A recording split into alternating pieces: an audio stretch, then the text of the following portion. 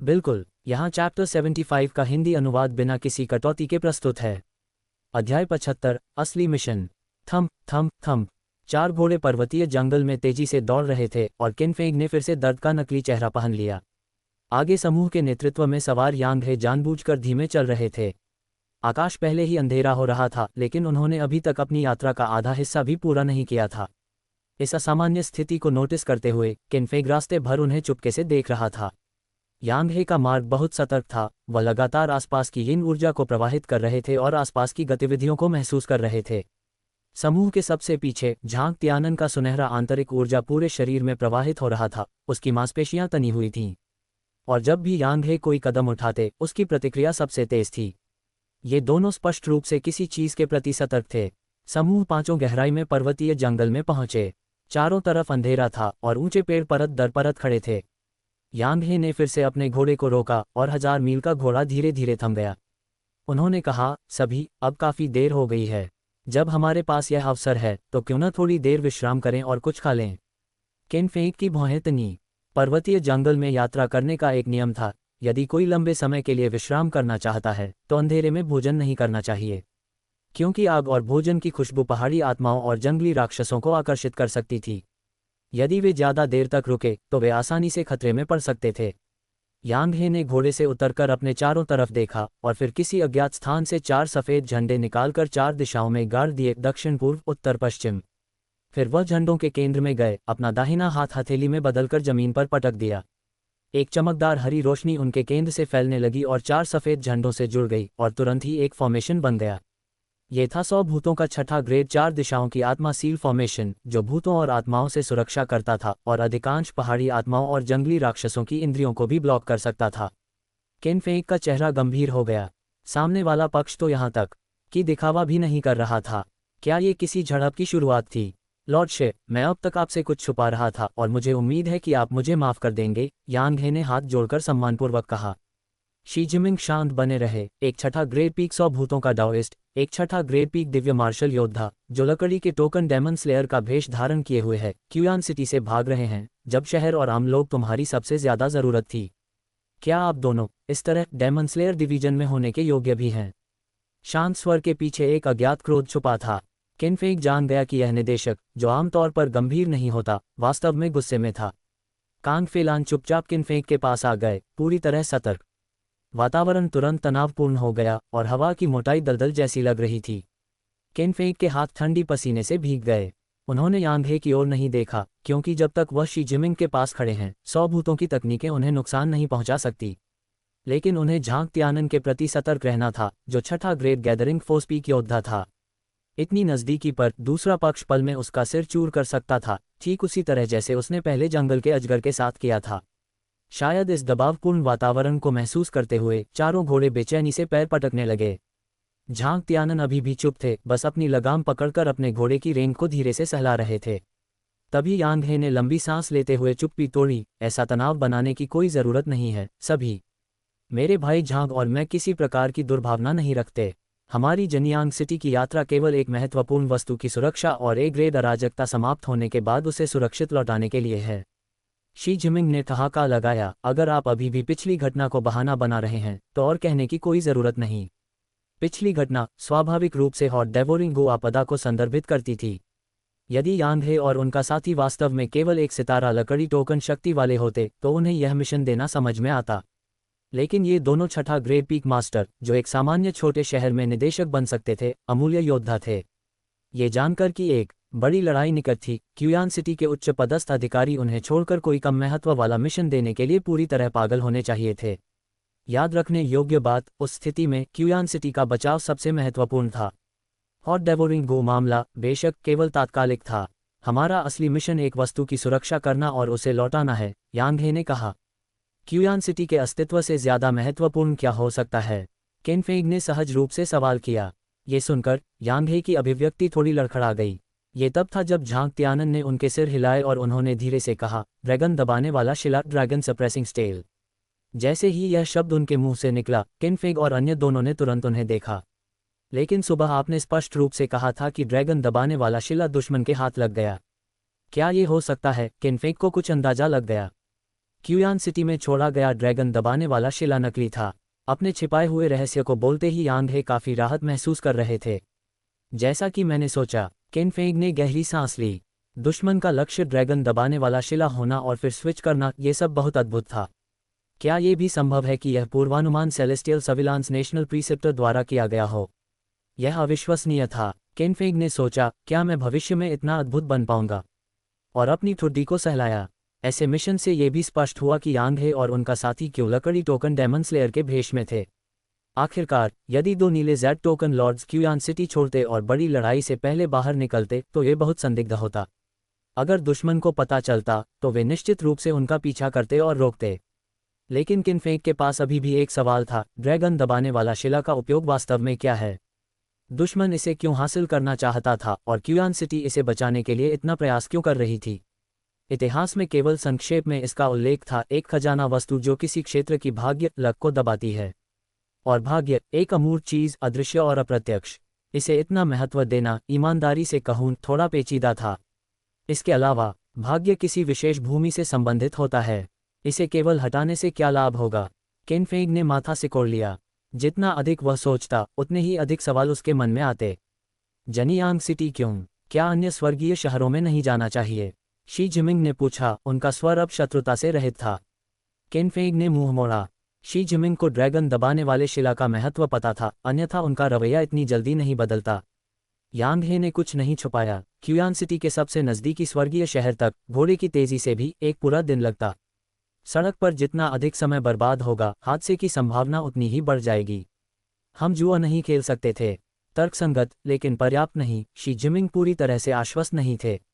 Lord she से निवेदन करने का विचार कि वह अपने कीमती कलश से क्यूयान नदी में हॉट डेवोरिंग गो को समाप्त करें, सच्चा था, लेकिन वह केवल एक डिटूर था। मुख्य कारण यह है कि जब लॉर्ड गन इमॉर्टल क्यूयान सिटी पहुंचे, उन्होंने निदेशक को एक ब्रोकेड पाउच, रेशमी थैली दी जिसमें केवल एक वाक्य लिखा था, ड्रैगन दबाने वाला शिला जनियांग सिटी ले जाओ। शी जिमिंग ने आंखें बंद कर लीं और सोच में खो गए। केन फेंग की भौहें तनी। यांग हे द्वारा उल्लिखित निदेशक स्वाभाविक रूप से शी जिमिंग नहीं थे, बल्कि क्यूयान सिटी के निदेशक थे। और उस रेशमी थैली का काम सबसे संभवतः सेलेस्टियल सर्विलांस नेशनल प्रीसेप्टर का था। लेकिन क्यों जनियांग सिटी? क्या अगर वे अन्य जगह जाते तो कुछ अप्रत्याशित हो जाता? एक उच्च ग्रेड लिटरेरी सेंट डाओइस्ट की भविष्यवाणी क्षमता कितनी गहरी हो सकती है? केन फेंग गहरी सोच में पड़ गए। जरूर, यहाँ चैप्टर 76 का पूरा अनुवाद हिंदी में प्रस्तुत है, बिना किसी हिस्सा काटे। अध्याय 76, पैसा कमाने का तरीका। शी जिमिंग ने अपना शराब का घड़ा उठाया और एक घूंट लिया। जब तुम कल रात जिन्यांग सिटी आए थे तो तुमने मुझे कुछ नहीं बताया। आज तुम बात क्यों कर रहे हो? यांग हे ने हाथ खींचते हुए कहा, झांग त्यानन जिद्दी है। मैंने उसे पहले ही कहा था कि यात्रा के दौरान ध्यान रखे, लेकिन जब जंगल में अजगर आया तो उसने फिर भी स्वाभाविक रूप से हमला कर दिया। मुझे लग रहा है कि अब सभी हमसे सतर्क हो गए हैं, जो कि बाकी यात्रा के लिए अच्छा नहीं है, इसलिए मुझे ईमानदारी से सब कुछ बताना पड़ा। झांग त्यानन, जो दूसरी तरफ था, ने पानी की थैली से अपने घोड़े को पानी पिलाते हुए रुकावट डाली, फिर ऐसा किया जैसे उसने कुछ सुना ही नहीं। शी जिमिंग ने सिर हिलाया और कोई सवाल नहीं किया। हालांकि किन फैंग और बाकी दो लोग पूरी तरह से सतर्क नहीं हुए थे, लेकिन उनके और यांग हे के बीच की दूरी कम हो गई थी। हम ड्रैगन दबाने वाला शिला लौटाने जा रहे हैं, तो हम रास्ते में क्यों रुक रहे हैं? क्या सीधे क्यूयान सिटी जाने में सुरक्षित नहीं रहेगा? किन फैंग ने पूछते हुए आग के पास बैठा। यांग हे ने अपनी जेब से सूखा मांस निकाला और मुश्किल से एक टुकड़ा काट कर खाया। अगर आक्रामक दुश्मन पूरी तरह से नष्ट हो गए होते तो हम जल्दी से लौट जाते, लेकिन ये दुश्मन केवल रोके गए हैं। जब उन्हें पता चलेगा कि जो ड्रैगन दबाने वाला शिला उन्होंने चुराया वह नकली है, तो वे असली की तलाश में लौटेंगे। इसलिए मैं पूरी यात्रा में बहुत सावधान रह रहा हूँ। तो यही बात है। किन फैंग ने सिर हिलाया, फिर उसे कुछ सोचकर चेहरा बेहद गंभीर हो गया। अगर दुश्मन सच में ये जान गए कि ड्रैगन दबाने वाला शिला नकली है, तो क्या उनकी टीम खतरे में नहीं होगी? याद रखना, ये ऐसे दुश्मन हैं जिन्हें मारना भी केवल 12 देवताओं में से एक भला अमर और 36 सितारों में से कुछ ही कर सकते थे, केवल रोक सकते थे। किन फैंग ने यांग हे की ओर घूर कर देखा, नाराजगी के साथ। अगर यह आदमी न होता तो वह इस मुश्किल में क्यों फंसता? मांस इतना सूखा था कि यांग हे को हर कुछ चबाने के बाद पानी पीना पड़ रहा था। उसने असामान्य नज़र पाए और देखा कि किन फैंग उसे घूर रहा है। फिजिशियन किन, क्या आप इसका एक टुकड़ा लेना चाहेंगे? नहीं, धन्यवाद। किन फैंग को इससे कोई मतलब नहीं था। इतनी खराब चीज़ कोई कुत्ता भी नहीं खाएगा। एक पल के बाद उसने फिर से पूछा, अगर मैं इस फॉर्मेशन में कुछ पकाऊं तो क्या इसकी खुशबू बाहर तक फैल जाएगी? यांग हे ने सिर हिलाया। खुशबू की बात मत करो। अगर एक यो 20-10 फीट दूर भी आए और उसकी ताकत 4 रिवर्स ट्रिब्यूनेशन पावर से कम है तो वह हमें महसूस भी नहीं कर पाएगा।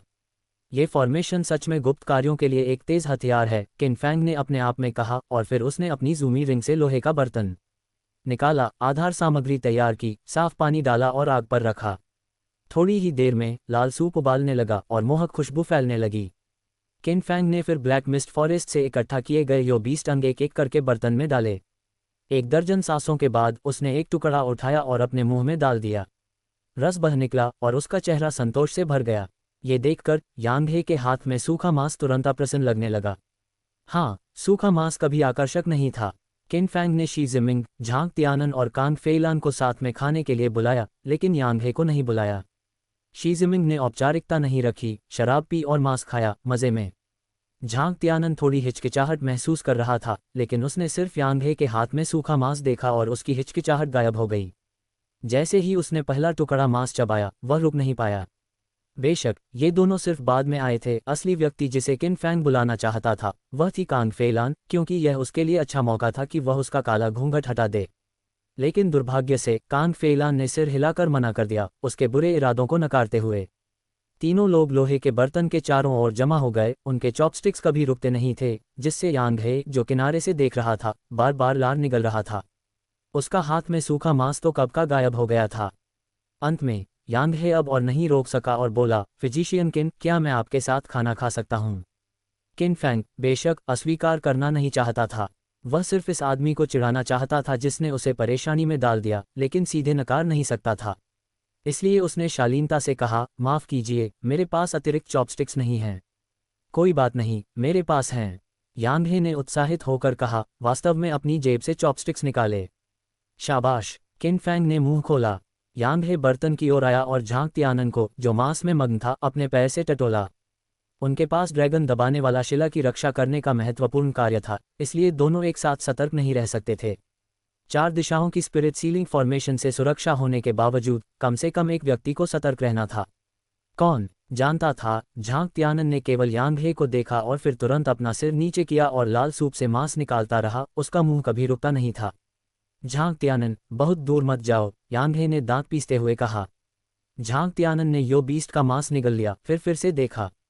जैसे ही उसने यांग हे की पीसी हुई दांतों वाली अभिव्यक्ति देखी, वह आखिरकार अनिच्छा से खड़ा हुआ और एक बड़े पेड़ की चोटी पर कूद गया, आसपास की हलचल देख रहा था।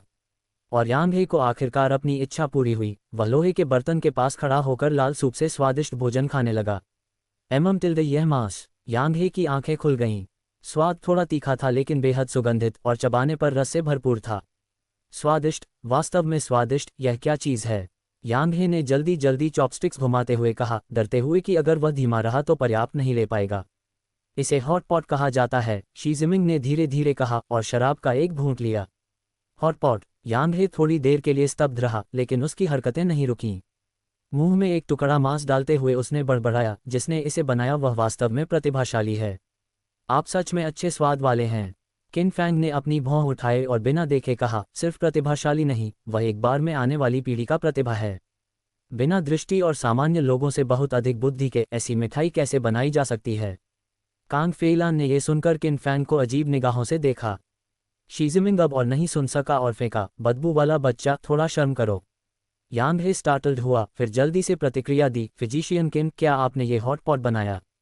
कह सकते हैं। किन फैंग ने गला साफ किया, कम से कम इस दुनिया में मैंने इसे बनाया। अविश्वसनीय, सच में अविश्वसनीय। मैंने क्यूवान सिटी में भी ऐसा स्वादिष्ट भोजन नहीं चखा। यांग हे ने ईमानदारी से तारीफ की। किन फैंग के मन में एक झलक आए और व्यापार के अवसर उसके दिमाग में दिखाई देने लगे।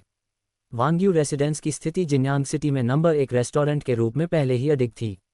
हालांकि जिन्यांग सिटी सिर्फ एक छोटा शहर था, चाहे व्यवसाय कितना भी लोकप्रिय हो, अर्जित लाभ की सीमा निश्चित थी। लेकिन क्यूवान सिटी अलग थी, यह एक स्वर्गीय शहर था जिसकी जनसंख्या बड़ी और क्षेत्र विशाल था। अगर वांग्यू रेसिडेंस की शाखा क्यूवान सिटी में खोली जाती तो प्राप्त लाभ। किन फैंग केवल सोचकर ही रोमांचित हो गया। उसने यांग हे की ओर देखा और परखा, अगर यह चीज़ क्यूवान सिटी में पहुंचे तो व्यवसाय कैसा होगा? कहने की जरूरत नहीं, हर दिन भीड़ होगी और लगातार ग्राहक आते रहेंगे। यांग हे ने बिना किसी हिचकिचाहट के कहा। किन फैंग ने हल्का सिर हिलाया। दूसरा पक्ष एक एजियोर जेड डेमन स्लेयर था और निश्चित रूप से अच्छी तरह से यात्रा कर चुका था। जब उसने ऐसा कहा तो ये सच होना चाहिए, लेकिन स्वर्गीय शहर में प्रवेश करना आसान नहीं था क्योंकि वहां गहरी जलधाराएं थीं। दूसरों के हितों को बिना सोच विचार छू लेना आसानी से शक्तिशाली लोगों को नाराज कर सकता था और वे चीज़ों को सैबोटेट कर सकते थे। इस मामले पर ध्यानपूर्वक विचार करना आवश्यक था। इस यात्रा के बाद वह इसे पूरी तरह से सोचेगा। शी जिमिंग ने किन फैंग के विचार पढ़ लिए। उसके होंठों पर हल्की मुस्कान आई, लेकिन उसने ज्यादा कुछ नहीं कहा, बस शराब का घूंट लिया। इस बीच झांग त्यानन अब और प्रतीक्षा नहीं कर सका। वह नीचे कूद गया, यांग हे के स्थान पर खड़ा होने के लिए उत्सुक।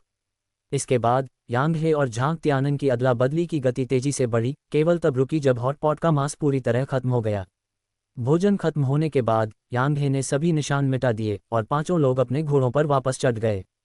ड्रैगन दबाने वाला शिला की रक्षा का मिशन हल्के में नहीं लिया जा सकता था। उन्हें रात की छाया में यात्रा जारी रखनी पड़ी। रेंस खींचते ही घोड़ों का सिर उठ गया, धूल बिखरी और पांचों की आकृतियां रात में गायब हो गईं। लेकिन किसी ने भी एक छोटे सेंटीपीड को नहीं देखा जो गुलाबी अंगुली के आकार का था, धीरे धीरे अंधेरे पेड़ की छाल पर रेंग रहा था। काले कवच पर लाल भयानक पैटर्न चमके फिर गायब हो गए। बिल्कुल, यहाँ मैं पूरा चैप्टर 77 का अनुवाद हिंदी में दे रहा हूँ, बिना किसी हिस्से को काटे। अध्याय 77, कीट का हमला। रोशनी और छाया आपस में मिल गई, एक प्रबल आभा फूट पड़ी और एक लाल भाला की छाया रात के आकाश में चुभती हुई आगे बढ़ी, अपनी अडिग गति के साथ, लेकिन आधे रास्ते में ही एक विशाल मुंह में समा गई। भूतिया मुखौटा पहने जिन्युन हंगर ऊंचाई पर तेजी से उड़ते हुए अपने पेट को पकड़ते हुए शिकायत करने लगा, स्वाद अच्छा नहीं है। जैसे ही उसने ये कहा, आकाश से एक विशाल काला शिला उतर पड़ा जो छाया से संघनित था। बाई चोंग, जिनके सीने पर संख्या 9 का टैटू बना था, ने अपने काले और सफ़ेद वस्त्रों के नीचे क्रैकिंग की आवाज़ सुनी। फिर अपने वस्त्रों के नीचे से एक विशाल बिच्छू की पूंछ बाहर आई। ऊपर की ओर झटके से हिलाते ही उसने काले ताबूत को पलक झपकते ही तोड़ दिया।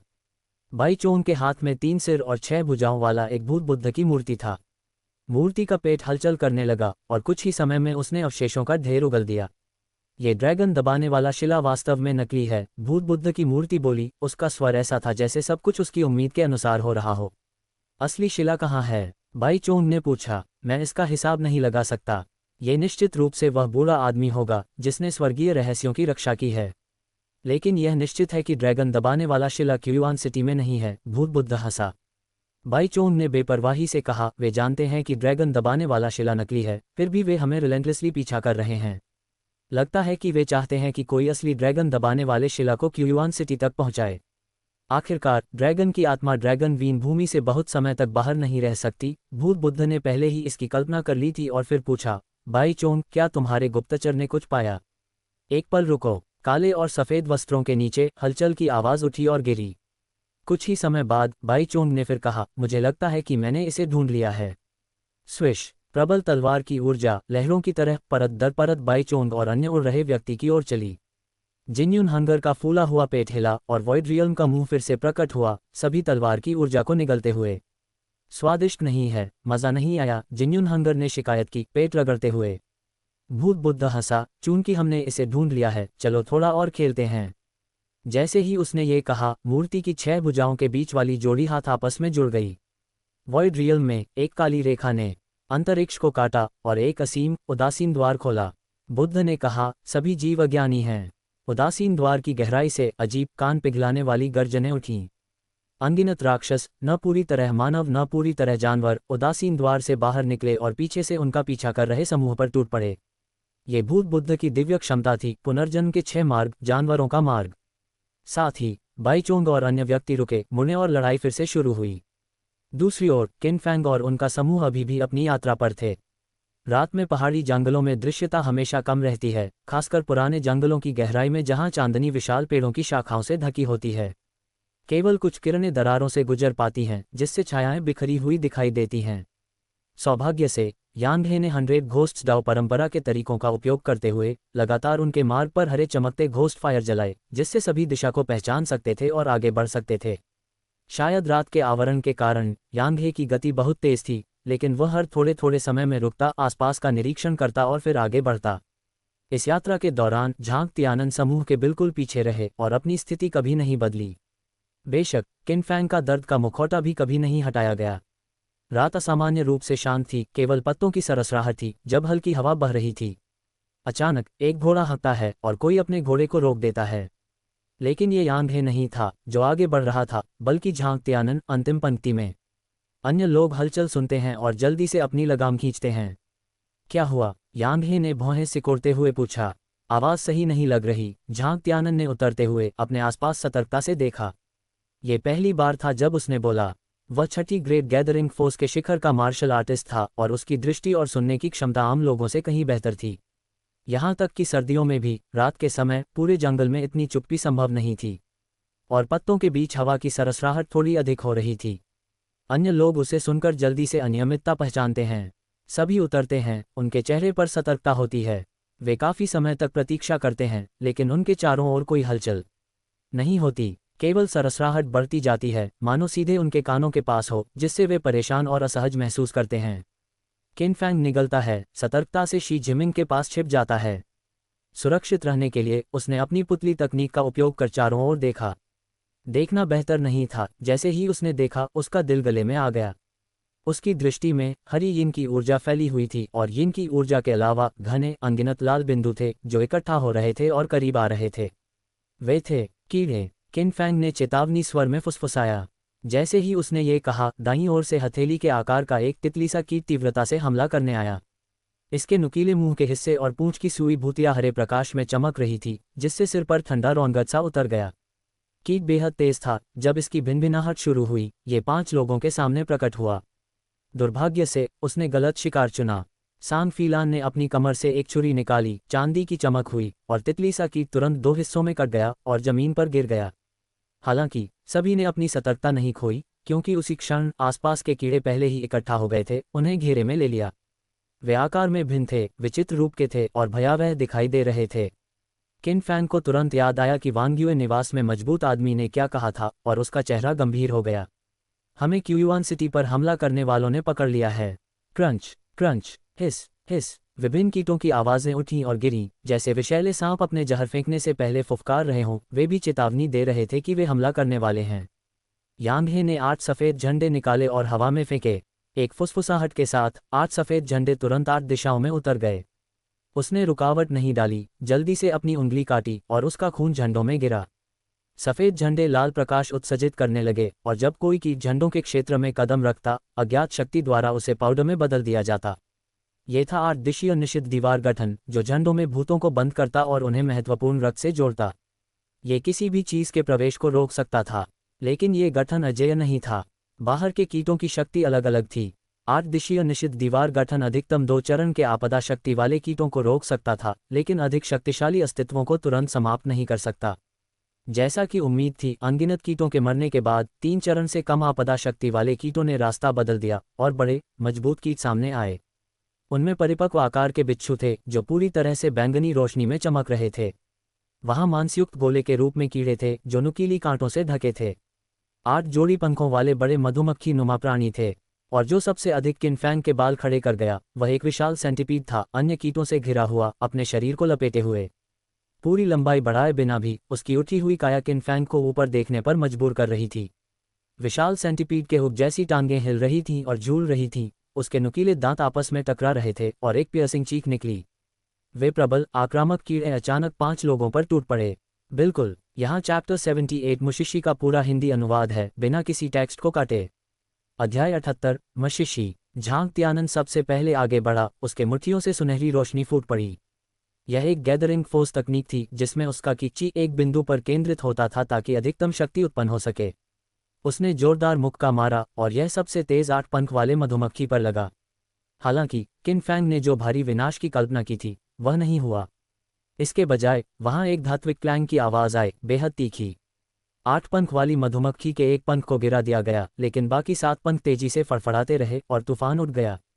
झांग त्यानन ने अपने हथेलियों को एक साथ थपथपाया। उसकी शक्तिशाली हथेली की हवा ने सिर्फ तूफान को भगा दिया, बल्कि 8 पंख वाली मधुमक्खी को जमीन पर गिरा दिया। किन फैंग ने धीरे धीरे निगलते हुए देखा। हालांकि डिवाइन मार्शल वंश के पास कोई अलौकिक क्षमता नहीं थी, लेकिन ये शुद्ध शक्ति वास्तव में अविश्वसनीय थी। एक कांटेदार मांसल गेंद एरिना में घुमती हुई आई, जिसे यांग हे ने अपनी आत्मा बंद तकनीक से रोका था। लेकिन उसकी शरीर की नुकीली कांटे तांग सेक्ट की पियर ब्लॉसम स्टॉर्म नीडल्स की तरह फूटने लगी। सौभाग्य से शी जिमिंग ने अपनी पपेट शैडो तकनीक का इस्तेमाल किया और कई छायाएं दीवारों में बदल गईं, जो जमीन से उठकर हमले को रोकने लगीं। बैंगनी विशाल बिच्छू ने अपनी पूंछ हिलाई और इसकी नुकीली सुई ने छाया दीवार को संक्षारित किया और उसे भेद दिया। जो लोग अब तक निष्क्रिय थे, जैसे कि कांग फीलान, ने ये देखा और तुरंत आगे बढ़कर अपनी छुरा से बिच्छू की पूंछ को रोका। फिर उसने इसे ऊपर की ओर फेंका और बिच्छू की पूंछ तुरंत पीछे हट गई। शी जिमिंग ने अपनी आंखें संकरी और समय बर्बाद नहीं किया। उसकी छाया एक विशाल हथेली में बदल गई और कीड़ों के झुंड पर गिरी। लेकिन जब वे बैंगनी विशाल बिच्छू से टकराए तो छाया फिर से संक्षारित हो गई। किन फैंग का चेहरा गंभीर हो गया। वह बोन डिसॉल्विंग स्कॉर्पियन था। इसकी विशैली सुई यिन चीक को संक्षारित कर सकती थी। जैसा कि सभी जानते थे, 100 घोस्ट्स की सभी विधियां यिन को संकेंद्रित करने पर आधारित थीं और पपेट शैडो तकनीक भी इससे अलग नहीं थी। यदि यिन संक्षारित हो गई तो 100 घोस्ट्स की आक्रामक तकनीकें स्वतः ही बेकार हो जाएंगी। लेकिन किन फैंग को आश्चर्य हुआ कि छाया हथेली का संक्षारित हिस्सा जल्दी ही ठीक हो गया और फिर बैंगनी विशाल बिच्छू को मजबूती से पकड़ लिया। किस्मत की आवाज़ें लगातार हो रही थीं। जब वह होश में आया तो जमीन घिनौले तरल पदार्थ से ढकी हुई थी और विशाल बिच्छू का शरीर टूट गया था। शायद किन फैंग की अभिव्यक्ति को देखकर शी जिमिंग ने कैजुअली समझाया, पूर्ण शक्ति के अंतर के सामने कोई भी विरोध असंभव है। जैसे ही उसने ये कहा, एट फेस्ट सीलिंग वॉल फॉर्मेशन में प्रवेश कर सकने वाले कीड़े जांच बंद कर चुके थे और पूरी संख्या में फॉर्मेशन में घुस गए। लड़ाई औपचारिक रूप से शुरू हो गई। शियाओ कांग, इस बच्चे की रक्षा करो, शी जिमिंग ने निर्देश दिया और फिर कत्लेआम शुरू कर दिया।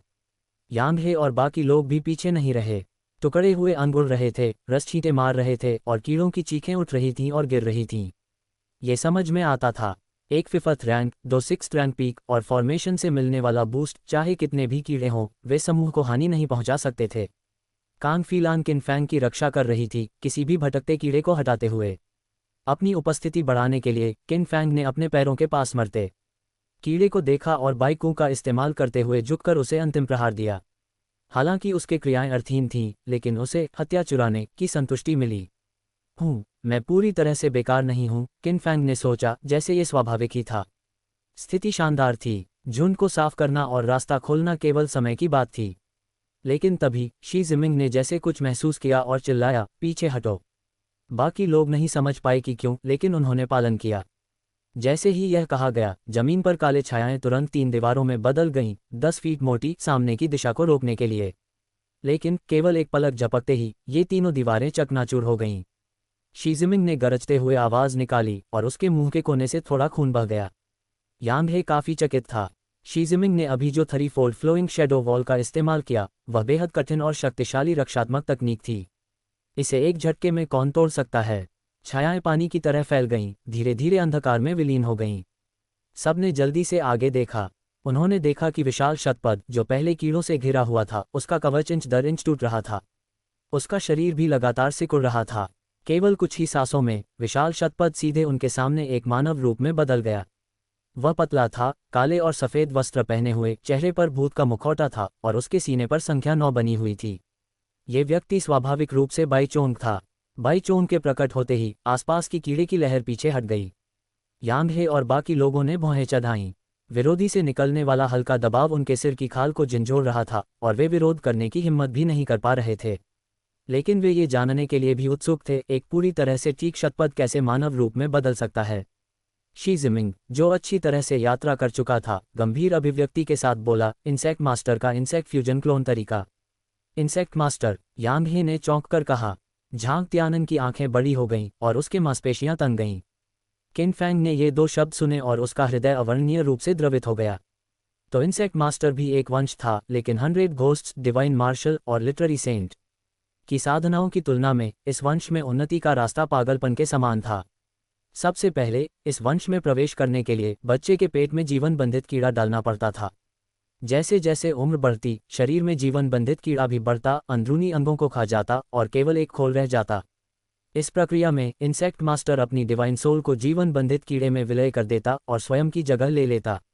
इसलिए जब कोई व्यक्ति इंसेक्ट मास्टर वंश में प्रवेश करता है तो वह निश्चित रूप से एक राक्षस बन जाता है, न मानव न कीड़ा। इंसेक्ट मास्टर की शक्ति का मूल्यांकन किसी रैंक से नहीं किया जाता, बल्कि cycle of tribulation, power of demons, devils, ghosts और मॉन्स्टर्स से किया जाता है।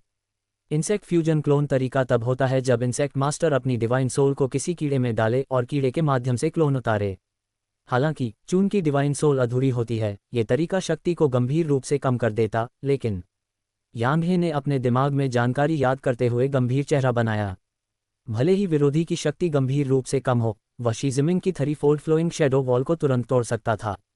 अगर उसका असली शरीर उतरे तो उसकी शक्ति कितनी भयंकर होगी। बाई चोंग ने शब्द बर्बाद नहीं किए और सीधे कहा, सच्ची ड्रैगन सप्रेसिंग स्टाइल सौंप दो। कभी नहीं, यांग हे ने दृढ़तापूर्वक कहा। शी जिमिंग ने अपने पास रखे खजाने वाले घड़े को नीचे गिराया और गंभीर चेहरा बनाया। ये व्यक्ति कठिन है, लेकिन असंभव नहीं। वह इंसेक्ट मास्टर है और उसकी डिवाइन सोल वंश की विधि है। यदि हम एक साथ आत्मा बंद तकनीक का उपयोग करें तो हम समय खरीद सकते हैं। अच्छा, यांग हे ने तुरंत सहमति दी और उसकी हाथ में तुरंत एक आत्मा आह्वान बैनर प्रकट हो गया। बंधो, दोनों ने एक साथ कहा। खजाने वाला घड़ा और आत्मा आह्वान बैनर दोनों नीली रोशनी छोड़ने लगे और बाई चोंग की ओर बढ़े। वह नीली रोशनी में लिपट गया। उसकी डिवाइन सोल लगातार खींची जा रही थी, फिर भी इसे उसके शरीर से निकाल नहीं सकते थे। साथ ही शी जिमिंग ने किन फैंग और बाकी दो को संदेश भेजा, भागो।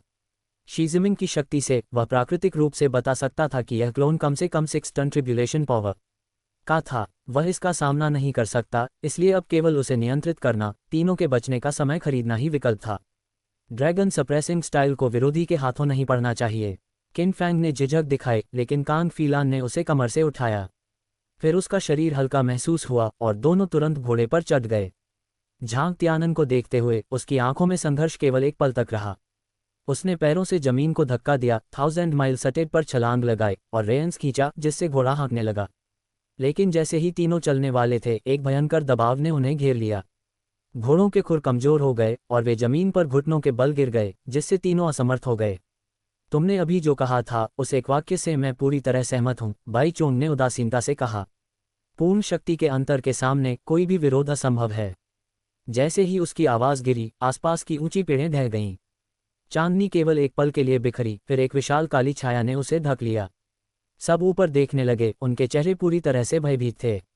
जहां तक आंखें देख सकती थीं, वहां एक विशाल शतपथ था, आकाश और चांद को ढकते हुए। बिल्कुल, यहाँ चैप्टर 79 का हिंदी अनुवाद बिना किसी कटौती के प्रस्तुत है। अध्याय 79, मूल सच्चा समझ, क्रिम्सन फ्लेम फायर फेदर।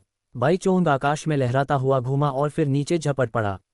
उसकी जबरदस्त ताकत सीधे बड़े बड़े पेड़ों को चूर चूर कर दी और पहाड़ों को समतल कर दिया। शी जिमिंग ने खजाने के लोटे ट्रेजर गॉड को हवा में उठाया और फिर से ट्रिपल फोल्ड शैडो वॉल डाल दी, चिल्लाते हुए, मेरे पीछे खड़े हो जाओ। ये सुनते ही सब लोग बिना देर किए पीछे हट गए। खजाने का लोटा केवल एक ही बार के आदान प्रदान में बाई चोंग से टकराकर हवा में उड़ गया। विशाल सेंटीपीड का सिर अपनी अदम्य गति के साथ ट्रिपल फोल्ड शैडो वॉल को तोड़ दिया। शी जिमिंग तेजी से आ रहे बाई चोंग को देखते हुए अपनी आंखें चौड़ी कर लीं। उसने अभी अभी एक खजाना उपकरण सक्रिय किया और लगातार 2 शक्तिशाली पपेट शैडो तकनीकें लगाईं, जिससे अब वह और यिंची यीकी संचालित नहीं कर सकता था। बाई चोंग को इस भयानक शक्ति के साथ अपने ऊपर आता देखकर झांग तियानन आगे बढ़ा और अपनी बाहें क्रॉस कर लीं। उसकी बाहों से तेज सुनहरी रोशनी निकलने लगी। यह उसकी सारी आंतरिक शक्ति इंटरनल ची केंद्रित करने का परिणाम था। उसका इरादा था कि वह इस प्रहार को सीधे सामना कर सके। संपर्क में आते ही झांग तियानान की बाहों की सुनहरी रोशनी तेजी से मंद पड़ गई और टूटती हड्डियों की आवाज तुरंत सुनाई दी, लेकिन बाई चोंग की गति में कोई कमी नहीं आई। हटो, झांग तियानान ने रिक होकर चिल्लाया। पीछे खड़े 4 लोग तुरंत पीछे हट गए। झांग तियानान ने दांत पीसते हुए अपने शरीर को धनुष की तरह मोड़ा और जोर से दाहिने पैर से बाई चोंग के चेहरे पर ठोक दिया। प्रतिक्रिया बल का उपयोग करके वह मजबूरी में पीछे हट गया। बाई चोंग का विशाल शरीर लगातार पहाड़ों की तरह हिलता रहा। ये 5 लोगों का पीछा कर रहा था। कुछ ही क्षणों में जंगल का रूप पूरी तरह बदल गया और पहले जैसा दिखाई नहीं दे रहा था। चारों ओर नजर डालते हुए चिन फैंग, कीन फंग और बाकी के लोग बेहद गंभीर चेहरे बनाए हुए थे। उन्हें ये भी नहीं पता था कि बाई चोंग का शरीर पहले ही एक घेरे में लपेट चुका है, जिससे उनके पास कोई पलायन का रास्ता नहीं बचा। विशाल कीट का सिर ऊपर उठाया और 5 लोगों को नीचे देखा, फिर भी उसने हमला करने में देरी की। ये भूत चेहरे वाले व्यक्ति के आदेश का इंतजार कर रहा था। Dragon suppressing stele. Bai Chong ने अपना हाथ बढ़ाया। सपने में भी नहीं, यांग हीक ने बिल्कुल भी झिझक किए बिना जवाब दिया। बाई चोंग ने और कुछ नहीं कहा, हाथ पलटा। सेंटीपीड का विशाल सिर अचानक 5 लोगों के ऊपर दब गया, जैसे पूरा आकाश उनके ऊपर गिर रहा हो। ऐसी परिस्थिति का सामना करते हुए यहाँ तक कि सबसे मजबूत शी जिमिंग के पास भी कोई उपाय नहीं था। उसने कड़वा हंसी दी, तुम्हारे निदेशक ने सच में मुझे मुश्किल में डाल दिया। क्या मैं सबसे अधिक पीड़ित नहीं हूँ? तुम कम से कम डेमन स्लेयर डिवीजन के निदेशक हो और देश के लिए मरना तुम्हारा मिशन है, जबकि मैं सिर्फ आम जनता का सदस्य हूँ। चिन फैंग ने ऊपर अंधेरा छा रहे विशाल साया की ओर देखा और बुराई की तैयारी कर ली। तभी यांग हे ने अचानक कहा, लंबा इंतजार हो गया। लंबा इंतजार? क्या लंबा इंतजार? चिन फैंग ने अपना सिर घुमाने से पहले ही पीछे से एक जलती हुई आभा महसूस की, साथ में एक स्पष्ट और गूंजती हुई चीख भी सुनाई दी। वह फीनिक्स की चीख थी। अचानक हुए इस आश्चर्य के क्षण में लाल ज्वालाएं आकाश में उठीं और बाई चोन के सिर से टकराईं। काले रात के आकाश में तुरंत तेज रोशनी फैल गई और विशाल बाई चोन को एक ही प्रहार से पीछे हटना पड़ा। आग की रोशनी तेज हो गई। थोड़े ही समय में यह एक ब्लेजिंग फायर फीनिक्स में बदल गई। इसके पंख फैल गए और इसका आकार विशाल बाई चोन से कम नहीं था। बाई चोन ने अपना सिर दोबारा समायोजित किया और लगातार तेज जबड़े खोलते और बंद करते हुए फायर फीनिक्स की ओर बढ़ा। फीनिक्स ने अपने पंख फड़फड़ाए, जिससे तेज हवा उठी और ज्वालाएं उभरने लगीं। दोनों पक्ष झुकने को तैयार नहीं थे और उन्होंने जल्दी ही जोरदार संघर्ष शुरू कर दिया। शक्तिशाली ची ओवरफ्लो करने लगी और आग की चमक फटकों की तरह आकाश में फैल गई। चिन फैंग ने देखा और सिर्फ यांग हे का पीला चेहरा देखा, जिसके सामने एक चमकदार क्रिम्सन पंख तैर रहा था। यह क्या है? ये क्रिम्सन फ्लेम फायर फीनिक्स की मूल सच्ची समझ क्रिम्सन फ्लेम फायर फेदर है, यांग हे ने मुश्किल से समझाते हुए कहा। चिन फैंग स्तब्ध रह गया। क्रिम्सन फ्लेम फायर फीनिक्स, एक 7 चक्र 7 टर्न आकाशीय आपदा वाली याओ बीस्ट, एक ही बार में पूरे समुद्र को भाप में बदल सकती थी, सिर्फ अपने लिए एक निवास स्थान बनाने के लिए। लेकिन मूल सच्चा समझ क्या है? वह किसी किताब में नहीं देखा था। क्या यह एक चमत्कारी वस्तु है, जैसे साहित्यिक दाव का मूल खजाना या कोई ट्रेजर आर्टिफैक्ट? शी जिमिंग ने उसकी आंखों में शंका देखी और समझाया, इस दुनिया के सभी राक्षस, भूत और दानव आकाशीय परीक्षा हेवनली ट्रिब्यूलेशन से गुजरते हैं। हर बार जब वे परीक्षा पार करते हैं, इसे एक चक्र 1 टर्न की शक्ति कहते हैं। और यह ओरिजिनल ट्रू अंडरस्टैंडिंग एक चमत्कारी वस्तु है जो शक्तिशाली प्राणियों द्वारा उनके छठे या उससे अधिक चक्र के आकाशीय परीक्षा के दौरान छोड़ी जाती है। जब इसे विशेष तरीकों से सक्रिय किया जाता है तो यह मूल मालिक की कुछ शक्ति को उत्पन्न कर सकती है, जिससे ये दुनिया में दुर्लभ खजाना बन जाती है। मैंने समझ लिया। क्यूबान सिटी के उच्च कमान ने इतनी महत्वपूर्ण और खतरनाक मिशन के लिए बिना तैयारी के केवल 2 छठे स्तर के साधक क्यों भेजे? इसलिए इस छुपे हुए ट्रम्प कार्ड का इस्तेमाल किया गया। चिन फैंग ने मन ही मन सोचा। 7 चक्र Yao beast, crimson flame fire phoenix द्वारा छोड़ी गई ओरिजिनल ट्रू अंडरस्टैंडिंग, भले ही जागृत शक्ति 7 चक्र के डरावने स्तर तक न पहुंचे, लेकिन छठे चक्र की शक्ति भी पर्याप्त होगी। आखिरकार, जैसा कि यांग हे ने पहले उल्लेख किया था, विरोधी ने इंसेक्ट मास्टर की फ्यूजन क्लोन तकनीक का इस्तेमाल किया था, जिससे उसकी शक्ति काफी कम हो गई थी। चिन फैंग ने फिर से आकाश की ओर देखा। लड़ाई चरम पर पहुंच गई थी और क्रिम्सन फ्लेम फायर फीनिक्स स्पष्ट रूप से बढ़त में थी। इतनी शक्तिशाली वस्तु, इसे पहले क्यों नहीं निकाला गया? उसका स्वर कुछ अप्रसन्नता लिए हुए था। यदि इसे पहले निकाला गया होता तो झांग टियानान को इतनी गंभीर चोटें नहीं आतीं। यांग हे का चेहरा फीका था और शरीर थोड़ी सी कंपकंपी से कांप रहा था, जवाब देने में असमर्थ। शी जिमिंग गंभीर स्वर में बोला, ओरिजिनल ट्रू अंडरस्टैंडिंग किसी ट्रेजर आर्टिफैक्ट की तरह नहीं है।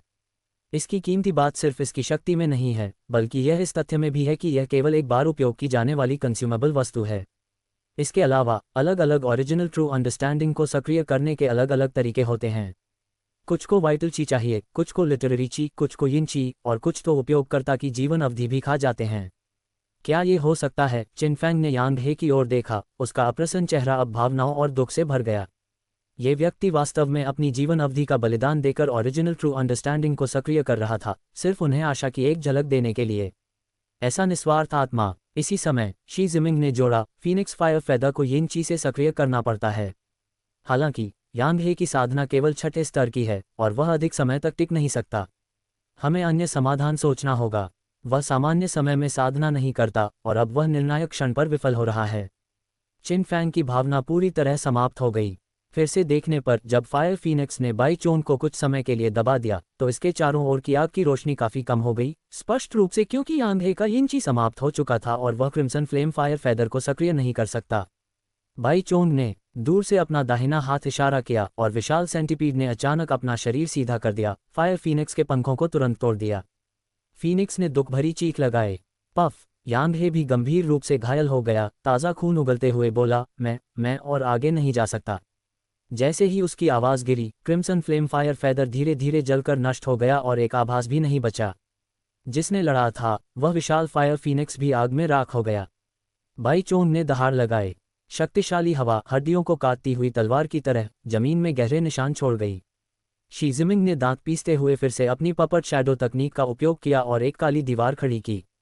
हालांकि इसने तेज हवा को रोक लिया, लेकिन बाई चोंग ने अपने शरीर को झटक दिया, काली दीवार को तोड़ दिया और शी जिमिंग को भी पीछे फेंक दिया। चिन फैंग का चेहरा गंभीर था। इस स्थिति में 5 में से 3 लोग पहले ही घायल हो चुके थे और लड़ने में असमर्थ थे। केवल बची हुई लड़ाई की ताकत उसके और मिस कैंग तक सीमित थी। नहीं, मैं लड़ाई की ताकत में नहीं गिना जाता, चिन फैंग बहुत ही स्पष्ट रूप से जानता था, जिससे उसका चेहरा और भी गंभीर हो गया। बिल्कुल, यहाँ चैप्टर 80 का पूरा अनुवाद हिंदी में है, बिना किसी हिस्से को काटे। अध्याय 80 पीछा समाप्त होता है। कांग फेलान ने बिना हिचकिचाहट के किनफेंग को ढक लिया। रुको, अगर मौका मिले तो पहले भाग जाओ। मैं तुम्हारे लिए समय खरीदने की पूरी कोशिश करूंगी। उसकी आवाज़ में एक दृढ़ निश्चय की झलक थी, जैसे उसने किसी प्रकार का संकल्प ले लिया हो। किनफेंग ने अविश्वास के साथ उसे देखा, उसका हृदय मिश्रित भावनाओं से भर गया। मिस कांग केवल 100 भूत 7वें रैंक की थी, वह कैसे उसे समय खरीद सकती थी? ये केवल मृत्यु के लिए एक व्यर्थ संघर्ष होगा। किनफेंग, ओह किनफेंग, तुम वाकई में एक बेकार आदमी हो, हमेशा किसी औरत के पीछे छिपते रहते हो। उसने अपने मुठ्ठियां कस लीं, दांत पीसते हुए सिर उठाया और उसकी आंखों में अद्भुत दृढ़ता झलकने लगी। सेंटीपीड उठ खड़ा हुआ, उसके सारे नुकीले पैर झूल रहे थे। उसके विशाल रक्तिम डबल प्यूपिल्स ने दोनों को घूरा, फिर वह बिजली की तरह हमला करने लगा, रास्ते में पत्थरों को तोड़ते हुए, गहरी खाइयां छोड़ते हुए। ये देख, कांग फेलान की छाती हल्की उठ बैठ हुई। उसने गहरी सांस ली, उसकी आंखों में कोई लहर नहीं थी। उसके बालों की हल्की हरी सिरे पर चांदी की चमक चढ़ी और उसका हृदय तेजी से धड़कने लगा, हर धड़कन के साथ के का एक प्रवाह निकलने लगा। लेकिन ठीक जब वह सेंटीपीड के भयंकर हमले का सामना करने वाली थी, उसे अचानक किसी के पीछे खींच लिया गया। किनफेंग अपने काले वस्त्रों में भागे बिना दृढ़ता से उसके सामने खड़े हुए। भागो! जैसे ही ये 2 शब्द बोले गए, सेंटीपीड का हमला तुरंत आया। शक्तिशाली प्रहार ने कांग फेलान को हवा में उड़ा दिया, उसकी हरी आंखें अचानक चौड़ी हो गईं। पहाड़ ध्वस्त हो गया और धूल से वातावरण भर गया। शी जिमिंग और अन्य लोग अपनी आंखों में क्रोध लिए खड़े रहे। वह अंतिम वार ऐसा था जिसे वह भी सहन नहीं कर सकते थे। किनफेंग जो केवल 90 रैंक का था, तो छोड़ ही दीजिए। लेकिन उसी समय बाई चोंग की एक हल्की पुकार के साथ सभी के सामने एक अप्रत्याशित दृश्य प्रकट हुआ। धूल के बीच सेंटीपीड के अलावा एक और विशाल लंबी काली छाया उभर आई। सभी सांस रोके ध्यान से देखने लगे। जब धूल शांत हुई तो वे सभी चकित रह गए। एक विशाल काला सांप काले पैमाने से ढका अपनी जीभ फड़काते हुए सेंटीपीड को घूर रहा था। उसके पीछे लिपटा विशाल काला सांप और किनफेंग उसके हाथ में काला पैमाना पकड़े हुए खड़ा था। उसके चेहरे पर मौत से बचने की खुशी झलक रही थी। ये वस्तु वही सांप का पैमाना थी जो किनफेंग को पहले मौसम ने दिया था। सिस्टमो, आपका छोटा भाई आपसे प्यार करता है, किनफेंग ने दिल में खुशी व्यक्त की। क्रिम्सन फ्लेम फायर फेदर देखकर और ओरिजिनल ट्रू अंडरस्टैंडिंग के बारे में जानकर उसने पहले ही अनुमान लगा लिया था कि यह सांप का पैमाना क्या है। ये वस्तु वास्तव में सिस्टमो की ओरिजिनल ट्रू अंडरस्टैंडिंग थी। अभी जब सेंटीपीड ने हमला किया, उसने सांप का पैमाना निकाला और सक्रिय किया। कुछ करने से बेहतर है कुछ न करने से नहीं के सिद्धांत का पालन किया। सौभाग्य से सिस्टमो ने जो सांप का पैमाना दिया था, उसे सक्रिय करने के लिए लिटरेरी सेंट डाओइस्ट की लिटरेरी की आवश्यकता थी, अन्यथा सब वास्तव में खो जाता। ओरिजिनल ट्रू अंडरस्टैंडिंग, यांग हे काफ़ी हैरान था।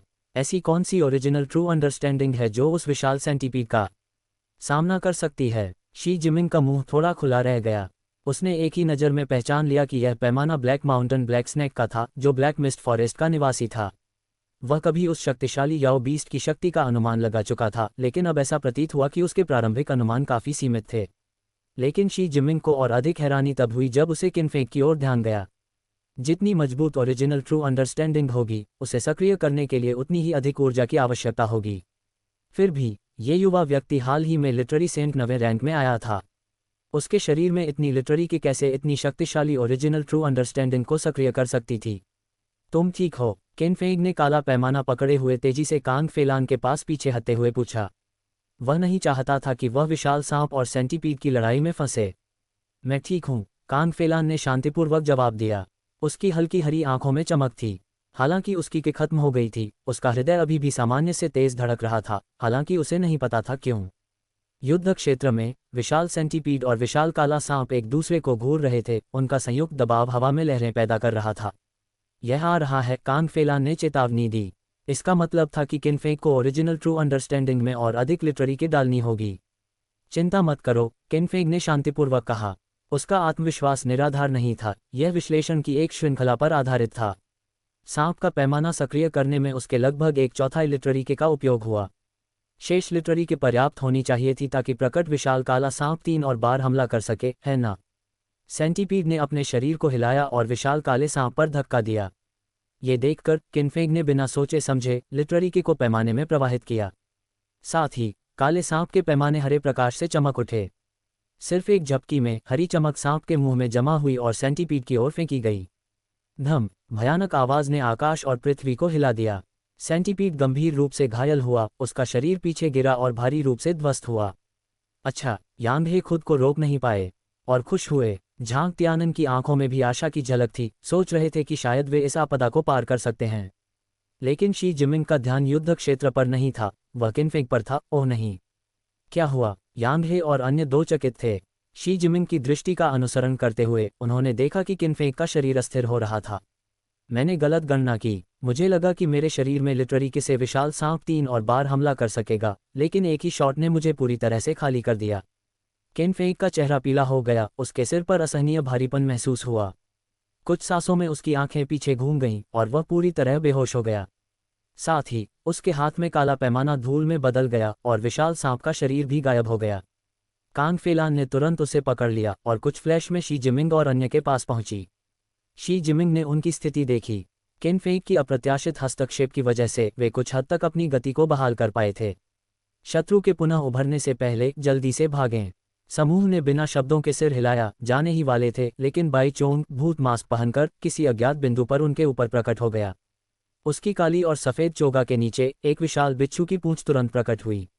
सिर्फ एक झटका देकर उसने सभी पांचों को हवा में उड़ा दिया। ड्रैगन दबाने वाली पट्टिका सौंप दो। यांगहे जमीन पर खून थूकते हुए बोलने में असमर्थ था, लेकिन उसका हाव भाव स्पष्ट रूप से कह रहा था, कभी नहीं। कड़क कड़क कड़क कड़क। नीचे गिरे सेंटीपीड ने फिर से अपना शरीर सीधा किया। उसके विशाल डबल प्यूपिल्स भीड़ को स्कैन कर रहे थे, फिर वह जोर से दबाव डालने लगा। इस अत्यधिक दबाव को देखकर जैसे आकाश गिर रहा हो, सभी ने समझ लिया कि मृत्यु ही एकमात्र परिणाम है। लेकिन उसी समय सेंटीपीड ने एक बेहद दुखद चीख दी और फिर उसका विशाल शरीर वास्तव में उड़ गया। सभी चकित होकर ऊपर देख रहे थे। उन्होंने देखा कि एक व्यक्ति काले वस्त्र और सफ़ेद मास्क में दूर से प्रकट होकर सेंटीपीड के रूप को पकड़ रहा है। कठोर काले कवच को इंच दर इंच तोड़ा गया, हरी द्रव गिरने लगी और चीखें लगातार जारी रहीं।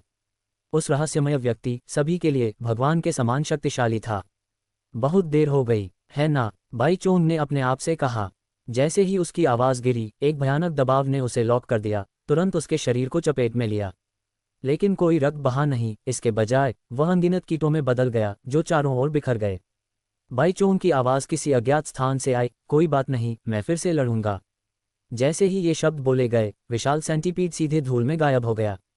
रहस्यमय सफ़ेद मुख वाला आदमी आसपास की स्थिति को महसूस कर रहा था, लेकिन पीछा नहीं किया। ये केवल बाई चोंग का एक क्लोन था। उसने चारों ओर देखा, बेहोश किनफेंग पर एक पल के लिए नज़र टिकाई, फिर उसी जगह से गायब हो गया। दूसरी ओर लॉर्ड गन इम्मोर्टल और उनके समूह और घोस्ट बुद्ध की पार्टी के बीच युद्ध अभी भी जारी था। जैसे ही उनके हमले टकराए, बाई चोंग अचानक हवा में कहता है, यह विफल हो गया। घोस्ट बुद्ध की मूर्ति उसके हाथ में कुछ पल के लिए विचार करती रही, फिर चिल्लाई, जिन्युन हंगर। अंततः हम जा सकते हैं। जिन्युन हंगर स्पष्ट रूप से अधीर था। उसने अपने पेट पर प्रहार किया और उसके काले और सफ़ेद चोगा पर एक विशाल खूनी मुखड़ा प्रकट हुआ, जो लगातार फैल रहा था, जब तक कि यह जिन्युन हंगर के शरीर के आकार से अधिक न हो जाए और पहली नज़र में एक दरवाजे जैसा दिख रहा था। बाई चोंग घोस्ट बुद्ध की मूर्ति पकड़े हुए धीरे धीरे खूनी मुखड़े के अंदर चला गया। जैसे ही उनकी आकृतियां गायब हुईं, खूनी मुखड़ा बंद हो गया और बाई चोंग और उनका समूह तुरंत वॉइड रियल्म में गायब हो गया। वॉइड रियल्म तकनीक, मध्यवयस्क व्यक्ति ने गहरी आवाज़ में कहा, जो हवा में बंद आंखों के साथ था। लॉर्ड गन इम्मोर्टल, क्या हमें अभी भी पीछा करना चाहिए? 36 स्टार्स में से एक ने पूछा। जरूरत नहीं। अध्याय 81 आगमन। क्षितिज पर भोर की एक पतली रेखा उभरी और अर्ध निद्रा की अवस्था में किनफेंग को होश आया। एक सुगंधित महक उसे घेरे हुए थी और जिस ओर वह टिका हुआ था वह बेहद मुलायम थी। एक स्त्री की देह की सुगंध, यहाँ औरत क्यों है? मैं कहाँ हूँ? इतना उछाल क्यों महसूस हो रहा है? क्या ये? केनफेंग के मन में कुछ ख्याल आया और उसने धीरे धीरे आंखों की एक पतली सी दरार खोली, लेकिन दिल में उठी उत्सुकता तुरंत ही गायब हो गई। ओह, तो वह घोड़े पर था। रुको, नहीं, फिर यह स्त्री की देह की सुगंध कहाँ से आ रही है? उसने हल्का सा सिर घुमाकर ऊपर देखा, काली ओढ़नी, बेदाग आधा चेहरा और वे मोहक हरी आंखें। पता चला कि वह कान फेलान की एक बाह में थामा हुआ घोड़े पर तेजी से दौड़ रहा था। अगर यह सपना है तो भगवान करे मैं जागूं नहीं। केनफेंग ने फिर से आंखें बंद कर लीं। जाग गए, एक हल्की सी आवाज उसके कानों में गूंजी। कमबख्त, पकड़ा गया। केनफेंग के होंठ फड़के, मगर उसने जानबूझकर अनसुना करने का नाटक किया, यहाँ तक कि खर्राटे भी लेने लगा। कुछ पल बाद सामने वाले की तीखी निगाहों को महसूस कर केनफेंग अब अभिनय नहीं कर सका। उसने आंखें मली और बनावटी हैरानी से बोला, अरे मिस कांग, हम कहाँ हैं? कियुवान शहर के रास्ते में हैं, जल्द ही पहुंच जाएंगे, कांग फेलान ने शांत स्वर में उत्तर दिया। उनका दल जंगल से निकल चुका था और अब मैदानों में घोड़े दौड़ा रहा था। दूर नजर डालने पर कियुवान शहर की बाहरी दीवार की रूपरेखा पहले ही दिखाई देने लगी थी। ज्यादातर टूटा फूटा शहर द्वार और जर्जर दीवारें, जो कुछ हुआ था उसकी मूक गवाही दे रही थीं। बाकी लोग, जो घोड़ों पर थे, आवाज सुनकर उधर देखने लगे। यांगहे ने उत्साह से कहा, आखिरकार जाग गए तुम। लगता है अब और टोफू खाने को नहीं मिलेगा। केनफेंग ने अनिच्छा से सीधा बैठते हुए पूछा, हम उस कनखजूरा राक्षस से कैसे बचे?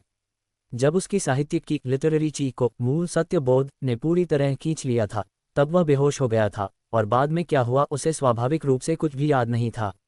यांगहे ने संक्षेप में पूरी बात बताई। उसकी आवाज में मौत के मुंह से निकल आने की खुशी साफ झलक रही थी। काले वस्त्रों में एक सफेद चेहरे वाला आदमी, केनफेंग बुदबुदाया, या आन के वर्णन को याद करते हुए। वही वह रहस्यमय वरिष्ठ होना चाहिए जो कियुवान शहर की सहायता के लिए आया था। वैसे भी इस बार हम जो आपदा से बच पाए वह केनफेंग के मूल सत्यबोध की बदौलत ही था। अगर उसने पल भर के लिए भी विरोधी को न रोका होता तो हम सहायता के आने तक टिक नहीं पाते। यांगहे ने दिल से आभार व्यक्त किया।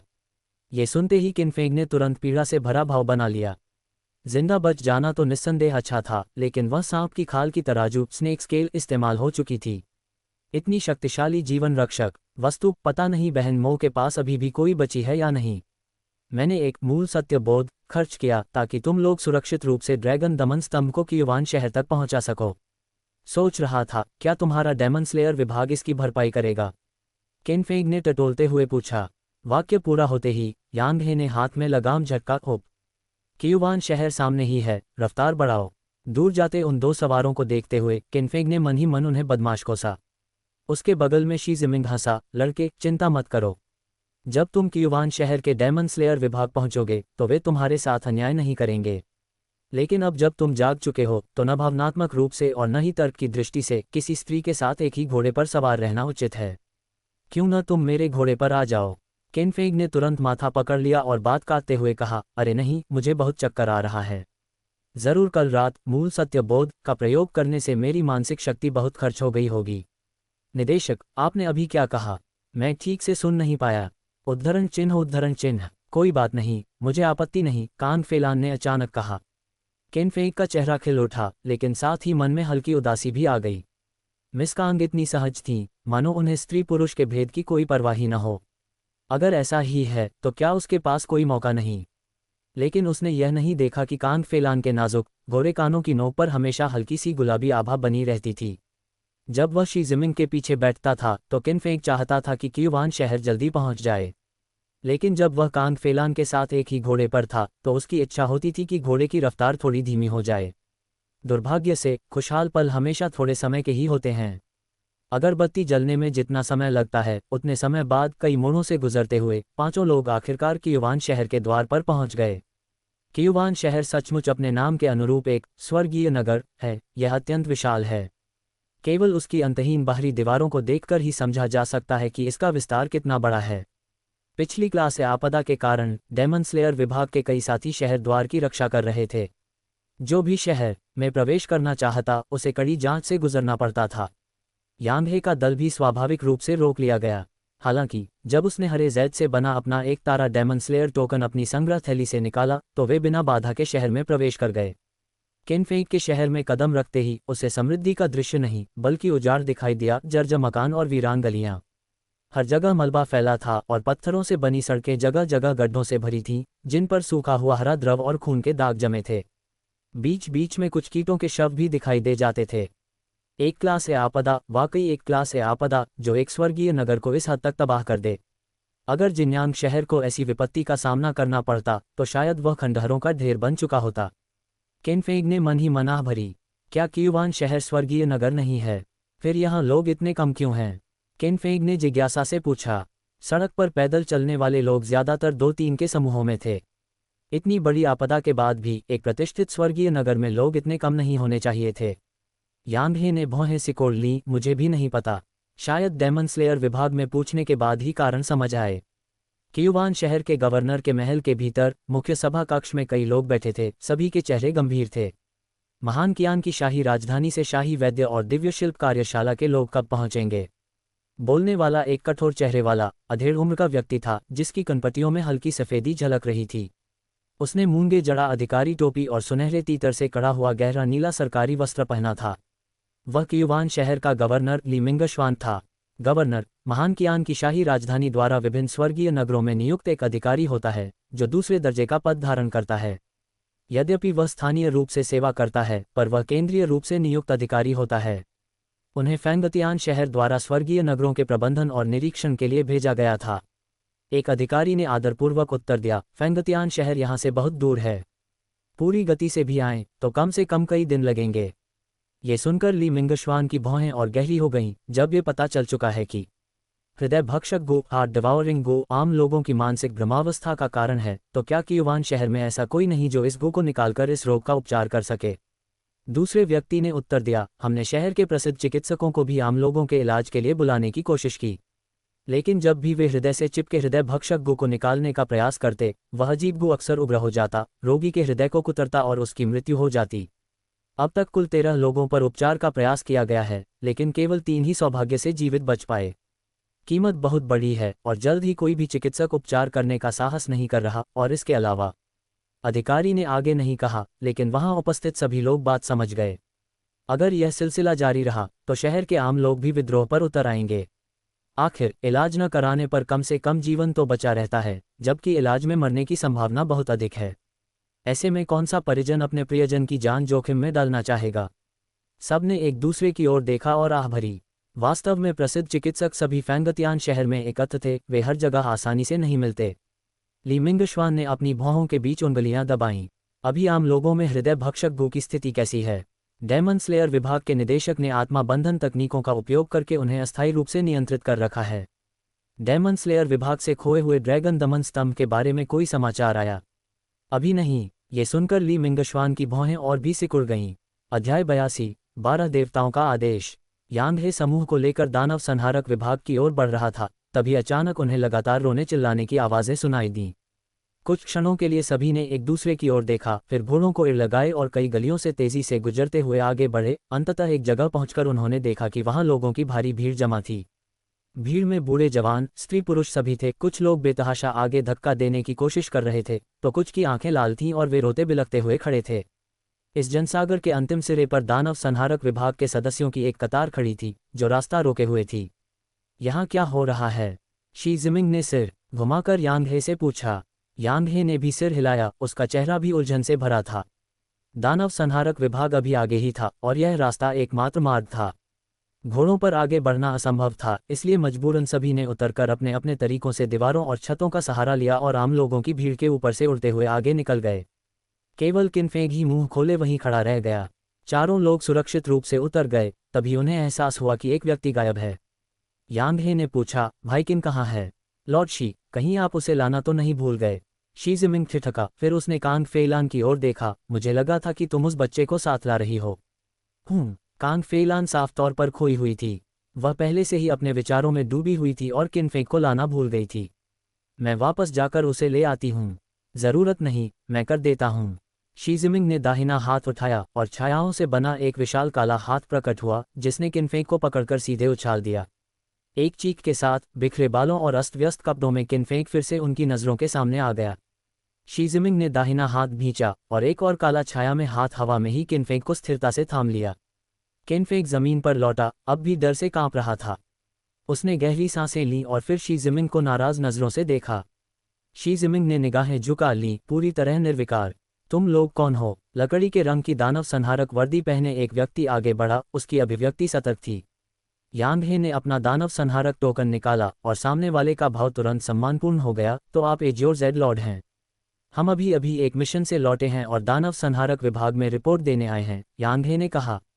उस व्यक्ति ने सावधानी से एज्योर जेड टोकन की जांच की, ये सुनिश्चित करने के बाद कि वह नकली नहीं है। उसने पीछे मौजूद शोरगुल भरी भीड़ की ओर देखा और कहा, कृपया मेरे साथ आइए। समूह आगे बढ़ा और जैसे ही उन्होंने एक मोड़ पार किया, सामने का दृश्य देखकर वे स्तब्ध रह गए। वहां भी घनी अंतहीन भीड़ थी, लेकिन पहले जिन शोरगुल वाले लोगों को उन्होंने देखा था, उनकी तुलना में ये लोग मूर्तियों की तरह खड़े थे, पूरी तरह निष्क्रिय, बिना हिले डुले। शी जिमिंग ने तुरंत असामान्यता पहचान ली और भौहें सिकोड़ लीं। ये 100 भूत आत्मा पकड़ तकनीक है। एक साथ इतने लोगों की आत्माओं को काबू में करने के लिए जिसने ये किया है, उसकी साधना बहुत ऊंचे स्तर की है, यांग हे ने बिना हिचक कहा। ये निदेशक महोदय हैं। केन फेंग को कुछ याद आया। उसने अपनी द्विदृष्टि खोली, चारों ओर देखा और हल्की सांस छोड़ी। इन सभी लोगों पर हृदय भक्षिगो का प्रभाव है। नेतृत्व कर रहे व्यक्ति को यह सुनकर आश्चर्य हुआ। ये युवा और सुंदर युवक एक नज़र में समस्या कैसे पहचान सका? उसने सिर हिलाया और जोड़ा, ये युवा स्वामी सही कह रहे हैं। इन सभी लोगों में हृदय भक्षिगो है। वे अपनी चेतना खो चुके थे और शहर में अत्याचार कर रहे थे। निदेशक महोदय के पास कोई और विकल्प नहीं था, इसलिए उन्होंने कठपुतली छाया तकनीक का उपयोग कर इन्हें यहाँ इकट्ठा किया और फिर आत्मा पकड़ तकनीक से इन्हें नियंत्रित किया। जो आप देख रहे हैं वह तो केवल हिमशैल का सिरा है। पूरे क्यूवान नगर के आधे से अधिक आम लोगों को दानव संहारक विभाग के बाहर इकट्ठा किया गया है, और जो शोरगुल वाले लोग आपने पहले देखे थे वे सब इनके परिवारजन हैं। ये सुनते ही सभी के चेहरे गंभीर हो गए। हृदय भक्षिगो का प्रभाव उनकी प्रारंभिक कल्पना से कहीं अधिक भयावह था। इसीलिए रास्ते में उन्हें शहर में ज्यादा लोग दिखाई नहीं दिए थे, सब यहीं केंद्रित थे। केन फेंग ने मन ही मन सोचा, रुको, इतने सारे लोगों से हृदय भक्षिगो निकालना होगा। क्या इसका मतलब यह नहीं कि मुझे एक साथ बहुत सारा साहित्य की मिल सकता है? केन फेंग का चेहरा खुशी से चमक उठा। नहीं, मैं अकेला इतना सब कैसे कर पाऊंगा? इतने सारे मरीज, ये तो अनंत समय ले लेगा। ये सोचते ही उसका चेहरा तुरंत बिगड़ गया। समूह कुछ और आगे बढ़ा और हर ओर मूर्तियों की तरह खड़े आम लोग दिखाई दे रहे थे, अनगिनत। और ये तो केवल दानव संहारक विभाग के पूर्वी बाहरी क्षेत्र की स्थिति थी। बाकी 3 दिशाओं में एकत्रित लोगों की संख्या भी कम नहीं होगी। हम पहुंच गए, यांग हे ने कहा। केन फेंग और अन्य लोगों ने ऊपर देखा और भव्य वास्तुकला सामने आई, हरी टाइलें, लाल छज्जे। क्या यही स्वर्गीय राजधानी का दानव संहारक विभाग है? सचमुच भव्य और शानदार है, प्रशंसा के योग्य। जिन्यांग नगर का दानव संहारक विभाग तो इसके सामने बिल्कुल भी तुलना के योग्य नहीं। केन फेंग की बात बीच में ही अटक गई और उसकी रीढ़ में अचानक ठंडक दौड़ गई। उसने चुपचाप बगल में देखा और पाया कि शी जिमिंग उसे भावहीन दृष्टि से घूर रहा था, मानो उसके वाक्य पूरा करने की प्रतीक्षा कर रहा हो। केन फेंग ने खांसते हुए विषय बदल दिया। हालांकि जिन्यांग नगर का दानव संहारक विभाग इतना भव्य नहीं है, लेकिन उसमें एक प्राचीन आकर्षण है जो एक अलग ही अनुभव देता है। दोनों दानव संहारक विभागों की वास्तुकला शैली पूरी तरह एक सी नहीं है, इसलिए कहा जा सकता है कि दोनों की अपनी अपनी विशेषताएं हैं। उसके शब्द समाप्त होते ही पीछे से महसूस हो रही ठंडक तुरंत गायब हो गई। सब लोग मेरे साथ अंदर आइए। यांग हे सबसे पहले दानव संहारक विभाग के भीतर दाखिल हुआ। अंदर प्रवेश करते ही केन फेंग और भी अधिक चकित हो गया। हाल ही में हुए श्रेणी ए आक्रमण और अराजकता के बाद उसे लगा था कि दानव संहारक विभाग अस्त व्यस्त होगा, लेकिन अपनी आंखों से देखकर उसे एहसास हुआ कि ऐसा बिल्कुल नहीं था। दानव संहारक विभाग के भीतर हर कोई तेजी से चल रहा था, लेकिन सभी अपने अपने कार्य सुव्यवस्थित ढंग से कर रहे थे। ऐसा दृश्य केवल एक ही शब्द से वर्णित किया जा सकता था, पेशेवर। जिन्यांग नगर के दानव संहारक विभाग को याद करते हुए, नहीं, दोनों की तो तुलना ही नहीं की जा सकती थी। केन फेंग ने सिर घुमाकर शी जिमिंग की ओर देखा, जो भी उसी की ओर देख रहा था। उनकी नज़रें मिलीं और केन फेंग ने असहज मुस्कान के साथ वे सभी शब्द निगल लिए जो वह कहना चाहता था। अपने हाथों की चोटों के कारण झांग तियाननान ने दानव संहारक विभाग में प्रवेश के बाद अपने पास मौजूद स्थानिक जेड पेंडेंट यांग हे को सौंप दिया, फिर विदा ले ली। केन फेंग और बाकी 2 लोग यांग हे के नेतृत्व में एक ऊंचे और विशाल भवन के सामने रुक गए। कृपया थोड़ी देर प्रतीक्षा करें, मुझे मिशन की रिपोर्ट निदेशक महोदय को देनी है। बाद में मैं आपको उनसे मिलने ले जाऊंगा, यांग हे ने क्षमायाचना करते हुए कहा, फिर अकेले ही ऊंचे मंडप पर चढ़ गया। केन फेंग को इस पर थोड़ा अफसोस हुआ। यांग हे की मिशन रिपोर्ट का मतलब निस्संदेह ड्रैगन दमन स्तंभ को लौटाना था। वह देखना चाहता था कि आखिर वह ड्रैगन दमन स्तंभ कैसा है जिसके लिए दोनों पक्ष संघर्ष कर रहे थे। समय धीरे धीरे बीतता गया। केन फेंग और बाकी दोनों ऊंचे मंच के नीचे धैर्यपूर्वक प्रतीक्षा करते रहे। अचानक तीनों के दिल एक साथ कांप उठे, जैसे पीठ में खंजर चुभ गए हों। उन्होंने एक साथ ऊपर की ओर देखा और देखा कि एक व्यक्ति सीढ़ियों से धीरे धीरे नीचे उतर रहा है। वह व्यक्ति एक सुडौल मध्यम आयु का सुंदर पुरुष था, हरे वस्त्र पहने हुए, ऊपर से एक बड़ा काला चोगा डाले। उसकी काया लंबी और सीधी थी। वह कुछ भी नहीं कर रहा था, फिर भी उसके हर कदम के साथ किनफेंग का हृदय अनायास ही कांप उठता था। सबसे विचित्र बात यह थी कि वह मध्यम आयु का व्यक्ति पूरी समय आंखें बंद किए हुए था। वह व्यक्ति तीनों के पास से गुजर गया। किनफेंग ने बगल से नजर डाली और उसका दिल जोर से धड़क उठा। काले चोगे के हिलने के साथ उसने उस व्यक्ति की कमर पर बंधा एक टोकन देखा। वह साधारण दानव संहारक टोकन नहीं था, बल्कि सोने से जड़ा सफेद जेड था, और उसके मध्य में उकेरा गया जनरल का चमकदार अक्षर साफ दिखाई दे रहा था। वह था महान कियान दानव संहारक विभाग के 12 दिव्य जनरलों का टोकन। अध्याय 83 भाला अमर सिमाकोन। जब वह अधेड़ उम्र का व्यक्ति दानव वध विभाग की दूसरी दिशा में चला गया तो किनफेंग ने महसूस किया कि उसके शरीर पर से दबाव अचानक कम हो गया। उसने तुरंत राहत की सांस ली। उसने डर से भरे मन से पूछा, लॉर्ड शी, अभी जो व्यक्ति था, क्या वह हो सकता है कि? शी जीमिंग ने सिर हिलाया और भावुक स्वर में कहा, दक्षिणी क्षेत्र की रक्षा करने वाले 12 दिव्य जनरलों में से एक भाला अमर सिमाकोन। ये भी पहली बार है जब मैंने स्वयं उस अमर गुरु को देखा है।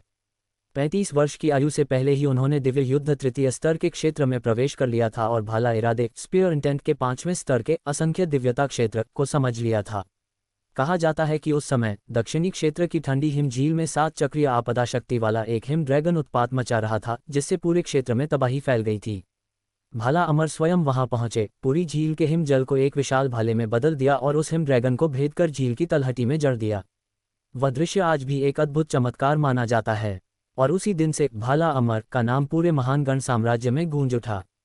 किनफेंग ने गहरी सांस ली। केवल उस दृश्य की कल्पना मात्र से ही उसका रक्त उबलने लगा और हृदय रोमांच से भर गया। 35 से पहले ही ऐसी ऊंचाई, तो उनका भविष्य तो और भी असीम होगा, है न? वैसे लॉर्ड शी, आपकी वर्तमान आयु क्या है? किनफेंग ने जिज्ञासावश पूछा। शी जीमिंग ने उसे अनदेखा कर दिया और ऊंचे मंच की ओर देखते हुए कहा, क्या यांधे ने अभी तक निर्देश देना समाप्त नहीं किया? वह इतना धीमा क्यों है? अब तक चुप रही कांग फेइलान ने अचानक कहा, खैर, वह 35 से ऊपर ही है। शी जीमिंग का भाव जम गया और किनफेंग समझ नहीं पा रहा था कि क्या कहे। कुछ क्षणों के लिए वातावरण अत्यंत अजीब हो गया। उसी समय क्यूवान नगर की जमीन अचानक कांप उठी और आकाश में एक स्पष्ट ड्रैगन गर्जना गूंज उठी। किनफेंग ने ध्वनि की दिशा में देखा और पाया कि दानव वध विभाग के बाहर एक 9 मंजिला स्तूप खड़ा था, जिसके चारों ओर एक स्वर्णिम भ्रामक ड्रैगन लिपटा हुआ था।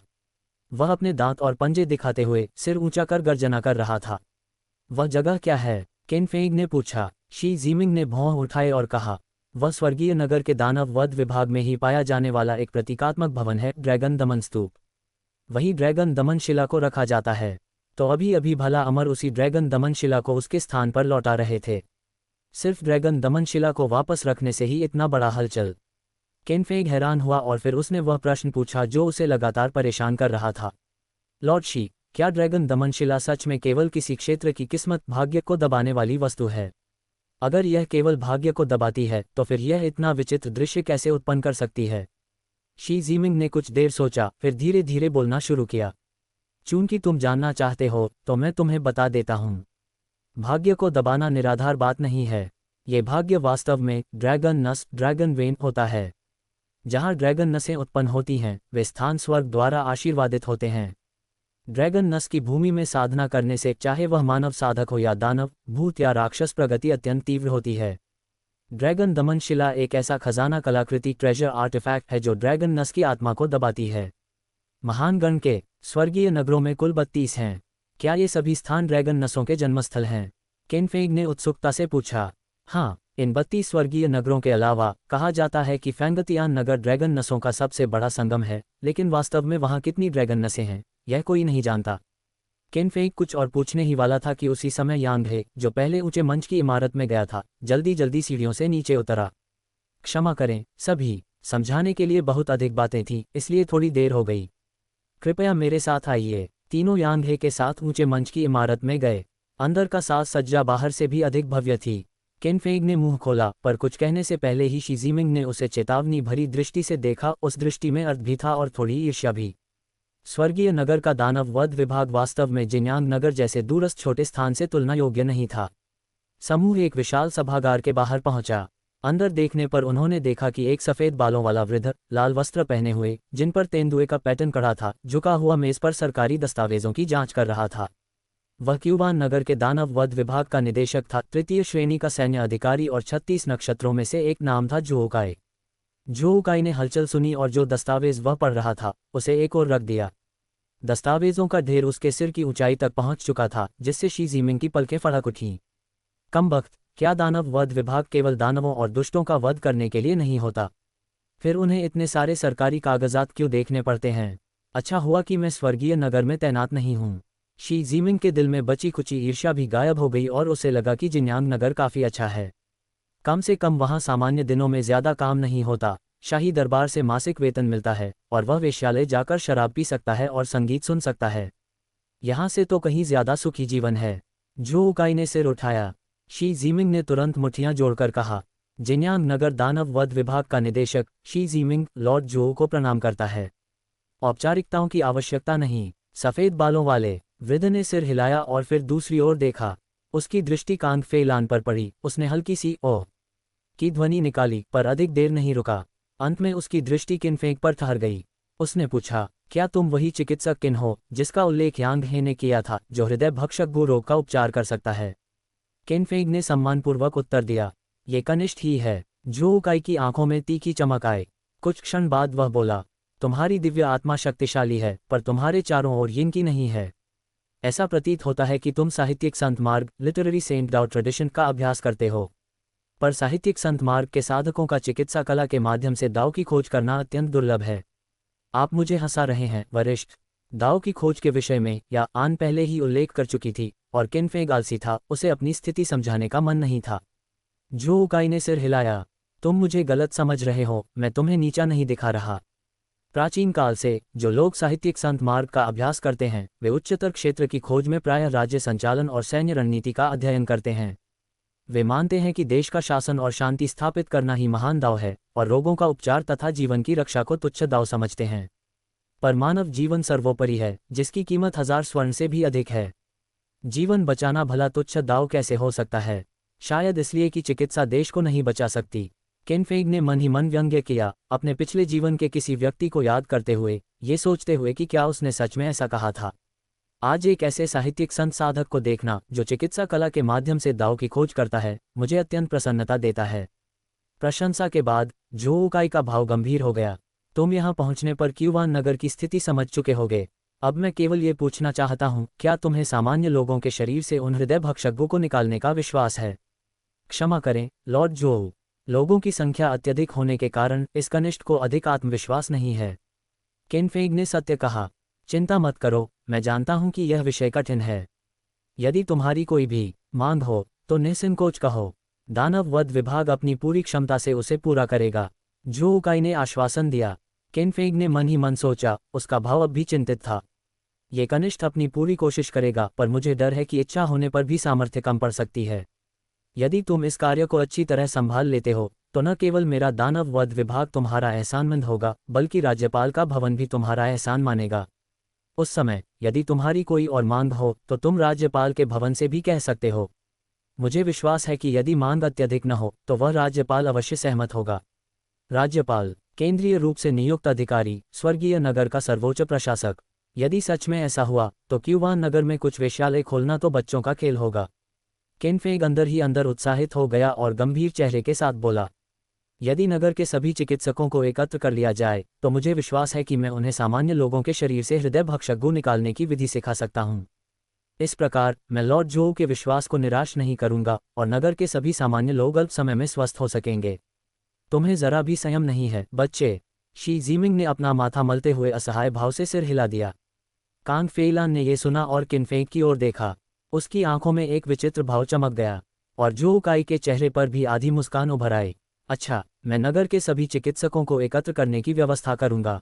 अब तुम, लॉर्ड जोओ, कृपया एक क्षण रुकिए। किनफेंग ने बीच में टोका। क्या और कुछ है? बात यह है कि ड्रैगन दमनशिला को सुरक्षित पहुंचाने के लिए इस कनिष्ठ को आत्मरक्षा हेतु अपने पास मौजूद एकमात्र मूल सत्य बोध ओरिजिनल ट्रू अंडरस्टैंडिंग का उपयोग करना पड़ा। क्या लॉर्ड जोओ इस कनिष्ठ को कुछ मुआवजा दे सकते हैं? किनफेंग ने टटोलते हुए पूछा। क्या ये सत्य है? जोओकाई ने यांग हे की ओर देखा। यांग हे ने तुरंत सिर हिला दिया। चून की स्थिति सत्य है तो मैं स्वाभाविक रूप से तुम्हें मुआवजा दूंगा। मुझे बताओ तुम्हारे मूल सत्य बोध का स्तर क्या है। ये सुनते ही किनफेंग का चेहरा खिल उठा। इस कनिष्ठ को सटीक स्तर ज्ञात नहीं है, पर मेरा अनुमान है कि यह उस लाल अग्निपंथ क्रिम्जन फ्लेम फायर फेदर से बहुत अलग नहीं होगा। चारों ओर अचानक सन्नाटा छा गया। कुछ क्षण बाद जोऊकाई ने एक सरकारी दस्तावेज उठाया और फिर अपना दाहिना हाथ हिलाया। नगर के सामान्य लोगों का उपचार सर्वोच्च प्राथमिकता है। यांग हे, तुम यहाँ अभी भी क्या कर रहे हो? जल्दी से इन लोगों को लेकर महत्वपूर्ण कार्यों में लगो। ओह, यांग हे चौंक गया, फिर मुड़कर बोला, सभी लोग मेरे साथ आइए। किनफेंग स्तब्ध रह गया और फिर से पूछा, लॉर्ड जोओ, इस कनिष्ठ के मुआवजे का क्या? यह अधिकारी अभी सरकारी कार्यों में व्यस्त है। सभी विषय नगर के सामान्य लोगों के स्वस्थ होने के बाद ही चर्चा में लाए जाएंगे। तुम बेशर्म बुजुर्ग एक कनिष्ठ की चीज पर भी मुफ्तखोरी करना चाहते हो। किनफेंग के मुंह का कोना फड़क गया और उसने मन ही मन कोसते हुए सोचा। अध्याय 84, वैद्य को बुलाना। यांग हे तीनों लोगों को सभागार से बाहर ले गया और इस दौरान वह किसी एक व्यक्ति की टकटकी लगातार सहता रहा। आखिरकार उससे रहा नहीं गया, उसने किनफेंग की ओर मुड़कर पूछा, तुम मुझे लगातार क्यों घूरे जा रहे हो?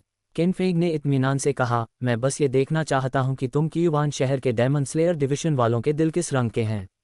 यांग हे ने बेबस होकर आह भरी। क्रिम्सन फ्लेम फायर फेदर जैसी ओरिजिनल ट्रू अंडरस्टैंडिंग कोई साधारण वस्तु नहीं होती। डेमन स्लेयर डिवीजन के भंडार में भी मेरे इस्तेमाल वाली को छोड़कर केवल 2 ही ऐसी चीजें हैं जिनकी तुलना उससे की जा सकती है। लॉर्ड जो स्वाभाविक रूप से इतनी कीमती वस्तु को छोड़ना नहीं चाहेंगे। ये सुनकर किनफेंग की भौहें तन गईं। उसे उम्मीद नहीं थी कि पहले सिस्टमो द्वारा दिया गया सांप का शल्क इतना मूल्यवान होगा। सिस्टमो वाकई उसके साथ बहुत अच्छी है। यहाँ के काम निपटने के बाद जब वह लौटेगा तो उसे ब्लैक मिस्ट फॉरेस्ट जाकर सिस्टमो को ठीक से सांत्वना देनी होगी और देखना होगा कि क्या उससे एक और शल्क मांगा जा सकता है। किनफेंग ने बेशर्मी से सोचा। किनफेंग के कोई जवाब न देने पर यांग हे ने यही समझा कि दूसरा पक्ष नाराज है और उसने आगे कहा, लेकिन चिंता मत करो, इस बार ड्रैगन सप्रेसिंग स्टील को सुरक्षित वापस लाने में तुम्हारी ओरिजिनल ट्रू अंडरस्टैंडिंग का अनिवार्य योगदान रहा है। मुझे विश्वास है कि जब शहर के आम लोगों की बीमारियां ठीक हो जाएंगी तब लॉर्ड जो तुम्हें अवश्य ही अन्य चीज़ों से क्षतिपूर्ति करेंगे। फिलहाल मैं तुम लोगों पर एक बार और भरोसा कर लेता हूं, किनफेंग ने उत्तर दिया। समूह ऊंचे मंच से नीचे उतरा। यांग हे ने तुरंत एक सहकर्मी को बुलाया, उसे कुछ निर्देश दिए और फिर आदेश दिया कि वह शहर के सभी वैद्यों को डेमन स्लेयर डिवीजन में इकट्ठा करे। सहकर्मी ने आदेश स्वीकार किया और जल्दी से चला गया। इसके बाद यांग हे ने कहा, लॉर्ड शी, जब तक हमारे पास समय है क्यों ना आप मेरे साथ क्यूवान नदी को देखने चलें। ठीक है, शी जिमिंग ने सिर हिलाया, फिर मुड़कर पूछा, और तुम दोनों? किनफेंग ने कुछ देर सोचा और कहा, मैं यहीं रहकर वैद्यों के आने का इंतजार करूंगा और साथ ही हॉट डिवोरिंग गू से संक्रमित आम लोगों की वर्तमान स्थिति को और करीब से देखूंगा। मैं उसके साथ जाऊंगी, कांग फेलान ने संक्षेप में कहा। ड्रैगन सप्रेसिंग स्टील की वापसी ने बड़ा हंगामा खड़ा कर दिया था और गवर्नर मैंशन के अधिकारियों ने स्वाभाविक रूप से इसे तुरंत महसूस कर लिया। गवर्नर ली, ड्रैगन की आत्मा लौट आई है, किसी ने खुशी से पुकारा। ली मिंगशवान ने सिर हिलाया। उसके मन से एक बड़ा बोझ उतर गया था। अब चिंता करने की केवल एक ही बात बची थी, शहर के वे आम लोग जो हॉट डिवोरिंग गू से संक्रमित हो चुके थे। उन मरीजों के परिवारों की क्या स्थिति है? ली मिंगशवान ने पूछा। रिपोर्टिंग टू गवर्नर ली, वे लोग अब भी रोध हो रहे हैं और चाहे जितना समझाएं जाने से इनकार कर रहे हैं, एक अधिकारी ने कठिनाई से कहा। फिर दूसरे ने जोड़ा, कुछ लोग हमारे गवर्नर मैंशन और डेमन स्लेयर डिवीजन को निष्क्रियता के लिए कोस भी रहे हैं। क्या हमें लोगों को भेजकर उन्हें जबरदस्ती तितर बितर कर देना चाहिए? ये सुनकर ली मिंगशवान ने सिर हिला दिया। कोई ज़रूरत नहीं। हॉट डिवोरिंग गू का क्यूवान शहर में प्रवेश करना, इसमें हमारी भी कुछ जिम्मेदारी है। तुम में से कौन शहर के वैद्यों को इकट्ठा करने जाएगा? शायद सब मिलकर कोई समाधान निकाल सकें। यह अधीनस्थ तुरंत जाएगा। एक व्यक्ति खड़ा हुआ, मुठ्ठियां जोड़कर विदा ली और जल्दी से चला गया। बाकी लोगों ने एक दूसरे की ओर देखा, उनके मन में अब भी ज्यादा उम्मीद नहीं थी। संभवतः वे वैद्य पहले ही आपस में चर्चा कर चुके होंगे। अगर सच में कोई उपाय होता तो वे अब तक इतने असहाय न होते, एक अधिकारी ने अपनी चिंता व्यक्त की। ली मिंगशवान ने अपनी भौहें दबाईं। वह इस सच्चाई से अनजान कैसे हो सकता था, लेकिन कुछ न करना, यूं ही बैठे रहने से तो बेहतर था। लगभग एक अगरबत्ती जलने जितने समय बाद जो अधिकारी पहले गया था वह घबराया हुआ वापस आया। रिपोर्टिंग टू गवर्नर ली, वे वैद्य अपनी अपनी क्लिनिकों में नहीं हैं, उन्हें सभी को डेमन स्लेयर डिवीजन में बुला लिया गया है। Demon slayer division? सभी लोग जिज्ञासु हो गए। किसी ने पूछा, वे वहां क्या कर रहे हैं? क्या उन्हें कोई इलाज मिल गया है? अधिकारी ने सिर हिलाया। जब मैं गया तो रास्ते में एक वैद्य से मुलाकात हुई जो अभी अभी वहां से निकल रहा था। उसने बताया कि डेमन स्लेयर डिविजन को किसी ऐसे व्यक्ति का पता चला है जिसकी चिकित्सकीय क्षमता अत्यंत उच्च है और उस व्यक्ति के पास हॉट डिवोरिंग गू को हटाने का तरीका है। इसके अलावा वह व्यक्ति यह उपचार विधि उन वैद्यों को सिखाने के लिए भी तैयार है। ऐसी भी बात है। अधिकारियों के चेहरे उत्साह से चमक उठे। अगर यह सच है तो यह एक तात्कालिक समस्या का समाधान हो जाएगा। लेकिन क्या सच में दुनिया में कोई ऐसा वैद्य है जो अपनी चिकित्सा विद्या दूसरों को सिखा दे? कहीं वह कोई जियानगहू का ढोंगी तो नहीं? आखिरकार हुनर आसानी से नहीं सिखाए जाते और समुद्र की गहराइयां प्रकट नहीं की जाती। 1000 ताइल सोना भी दाव नहीं खरीद सकता। यहाँ तक कि गुरु भी शिष्य को सिखाते समय कुछ न कुछ छिपा कर रखते हैं, फिर बिना किसी संबंध के तो और भी कम। सच है या झूठ जाकर देखने से ही पता चलेगा, ली मिंगशवान ने सोचा, फिर खड़ा हुआ और डेमन स्लेयर डिविजन की ओर चल पड़ा। अन्य अधिकारी भी देर करने का साहस नहीं कर सके और तुरंत उसके पीछे पीछे चल दिए। केनफेग डेमन स्लेयर डिविजन से बाहर निकला और वह तथा कांग फेइलान उसी रास्ते से लौटे जिस रास्ते से आए थे। डबल पुपिल्स सक्रिय करने के बाद उसने ध्यानपूर्वक उन आम लोगों का निरीक्षण किया जिनकी आत्माएं बंधी हुई थीं और उसने राहत की सांस ली। सौभाग्य से लॉर्ड जोऊ ने समय रहते उनकी आत्माओं को बांध लिया और उनके शरीर में मौजूद हॉट डिवोरिंग गू को उनके हृदय को कुतरने नहीं दिया। नहीं तो हॉट डिवोरिंग गू को हटाने के क्षण ही इन लोगों की मृत्यु हो जाती। केनफेग ने भीड़ पर नजर दौड़ाए और अनायास ही कहा, मुझे उम्मीद नहीं थी कि 100 घोस्ट्स दाव परंपरा इतनी ऊंची अवस्था में एक साथ इतने लोगों की आत्माओं को नियंत्रित कर सकती है। ये नियंत्रण प्रभाव वाकई बहुत शक्तिशाली है। वैसे मिस कांग, आप 100 घोस्ट्स की 7वीं रैंक पर काफ़ी समय से हैं। क्या आपने 6ठी रैंक की दहलीज को छू लिया है? ये कहते हुए उसने कांग फेइलान की ओर देखा। उसका शरीर हल्के हरे रंग की यिनकी से घिरा हुआ था, लेकिन उस यिनकी की घनता पहली मुलाकात की तुलना में ज्यादा नहीं बदली थी। क्या उसकी साधना उपेक्षित हो गई थी? ये सुनकर कांग फेइलान ने उदासीन स्वर में उत्तर दिया, 100 घोस्ट्स दाव परंपरा की 6ठी रैंक सोल रेस्ट्रेनिंग रियल्म में प्रवेश करने के लिए पहले यिनकी को अपने उपयोग के लिए आत्मसात करना होता है और दूसरा एक उपयुक्त अवसर खोजना होता है। लेकिन दुर्भाग्यवश मुझे अब तक वह अवसर नहीं मिला है। वह अवसर आखिर होता क्या है? केनफेग ने फिर पूछा। वह सच में इस बारे में नहीं जानता था। पहले जिन पुस्तकों को उसने पढ़ा था उनमें 100 घोस्ट्स की 9वीं से 5वीं रैंक तक के प्रत्येक रियल्म के वैकल्पिक नाम तो बताए गए थे, लेकिन रियल्म उन्नति की शर्तों का उल्लेख नहीं था। उसने ये प्रश्न एक विद्वान की विनम्र सीखने की भावना से किया था। लेकिन आश्चर्यजनक रूप से कांग फेइलान इस पर चुप हो गई। क्या ये बताना असुविधाजनक है? केनफेग ने जिज्ञासु भाव से पूछा। अवसर ही होता है। इतने सवाल क्यों? कांग फेइलान ने हल्की सी भौहें सिकोड़ते हुए कहा। ये कहकर वह अपनी लंबी टांगों से आगे बढ़ गई। केनफेग ने मासूमियत से सिर खुजलाया। क्या मैंने अभी कुछ ऐसा कह दिया जिससे वह नाराज हो गई? औरतों का मन सच में समझना मुश्किल है।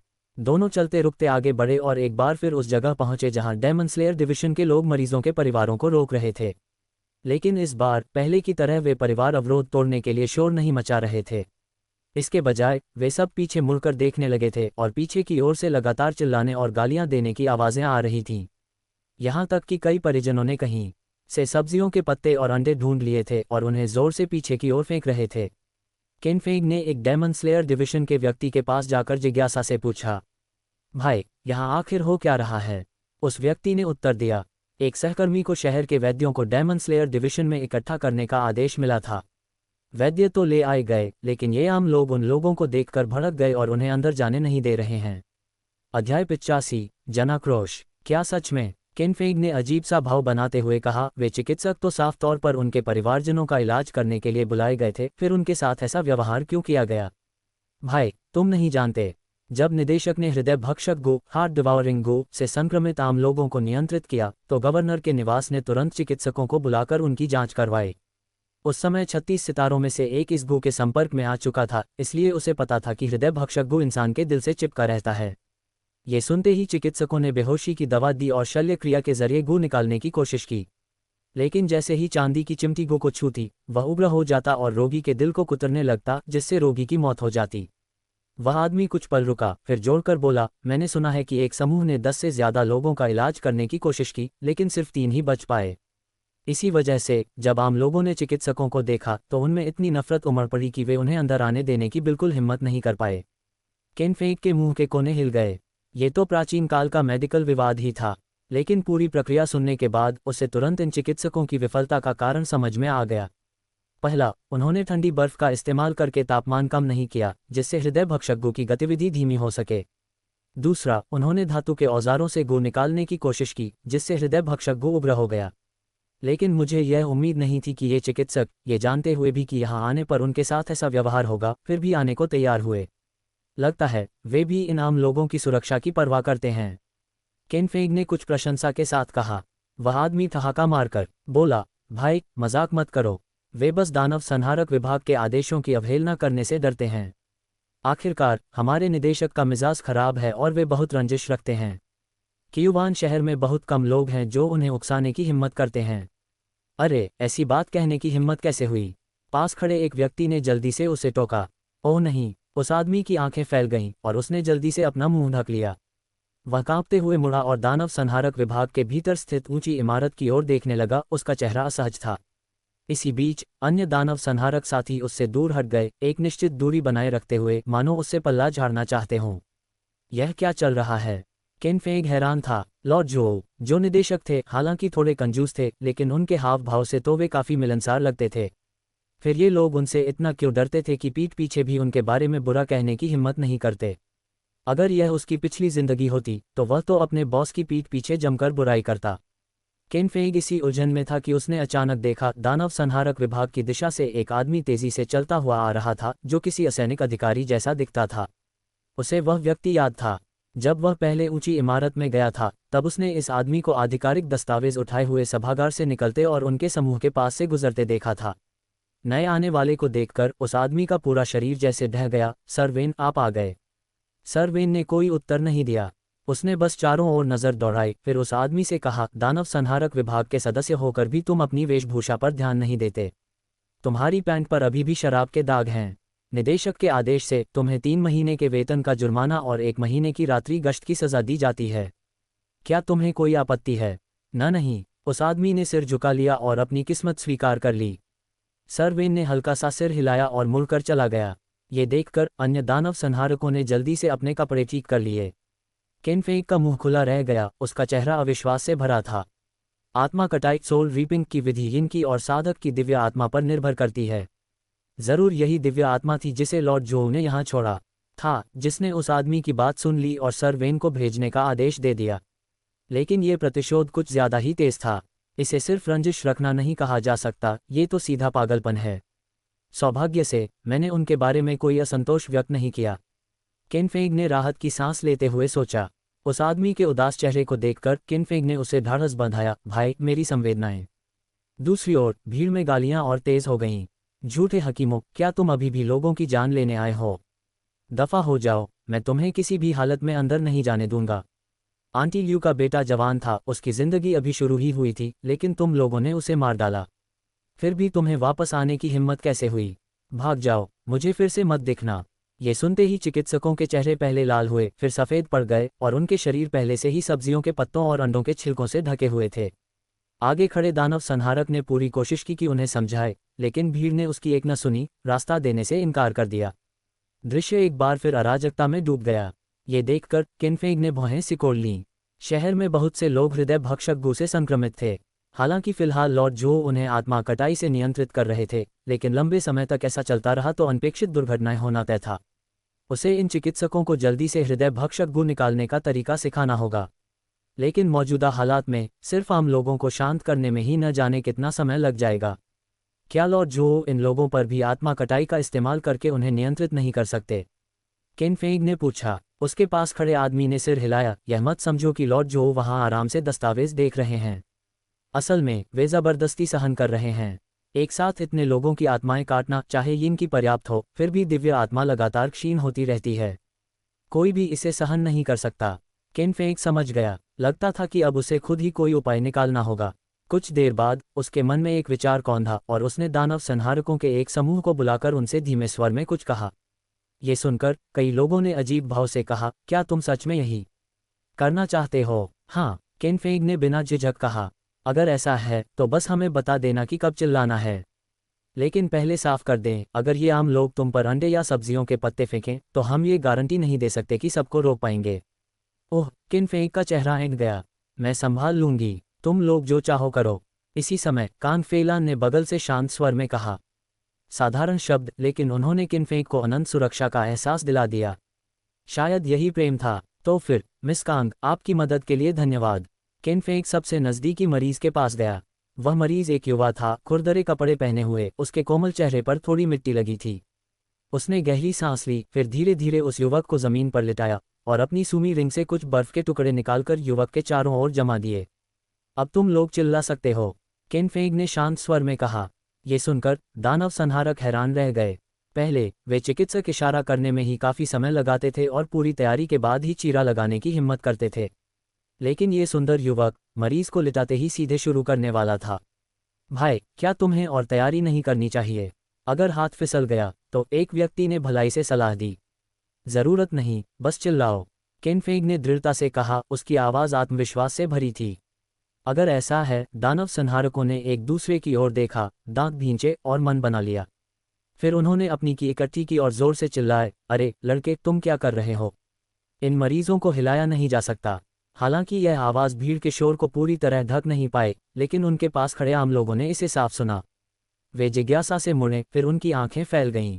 उन्होंने देखा कि एक युवा, सुंदर युवक वास्तव में एक युवक पर शल्य क्रिया करने जा रहा था। रुको, तुम क्या कर रहे हो? अध्याय 86, चिकित्सा कौशल का प्रदर्शन।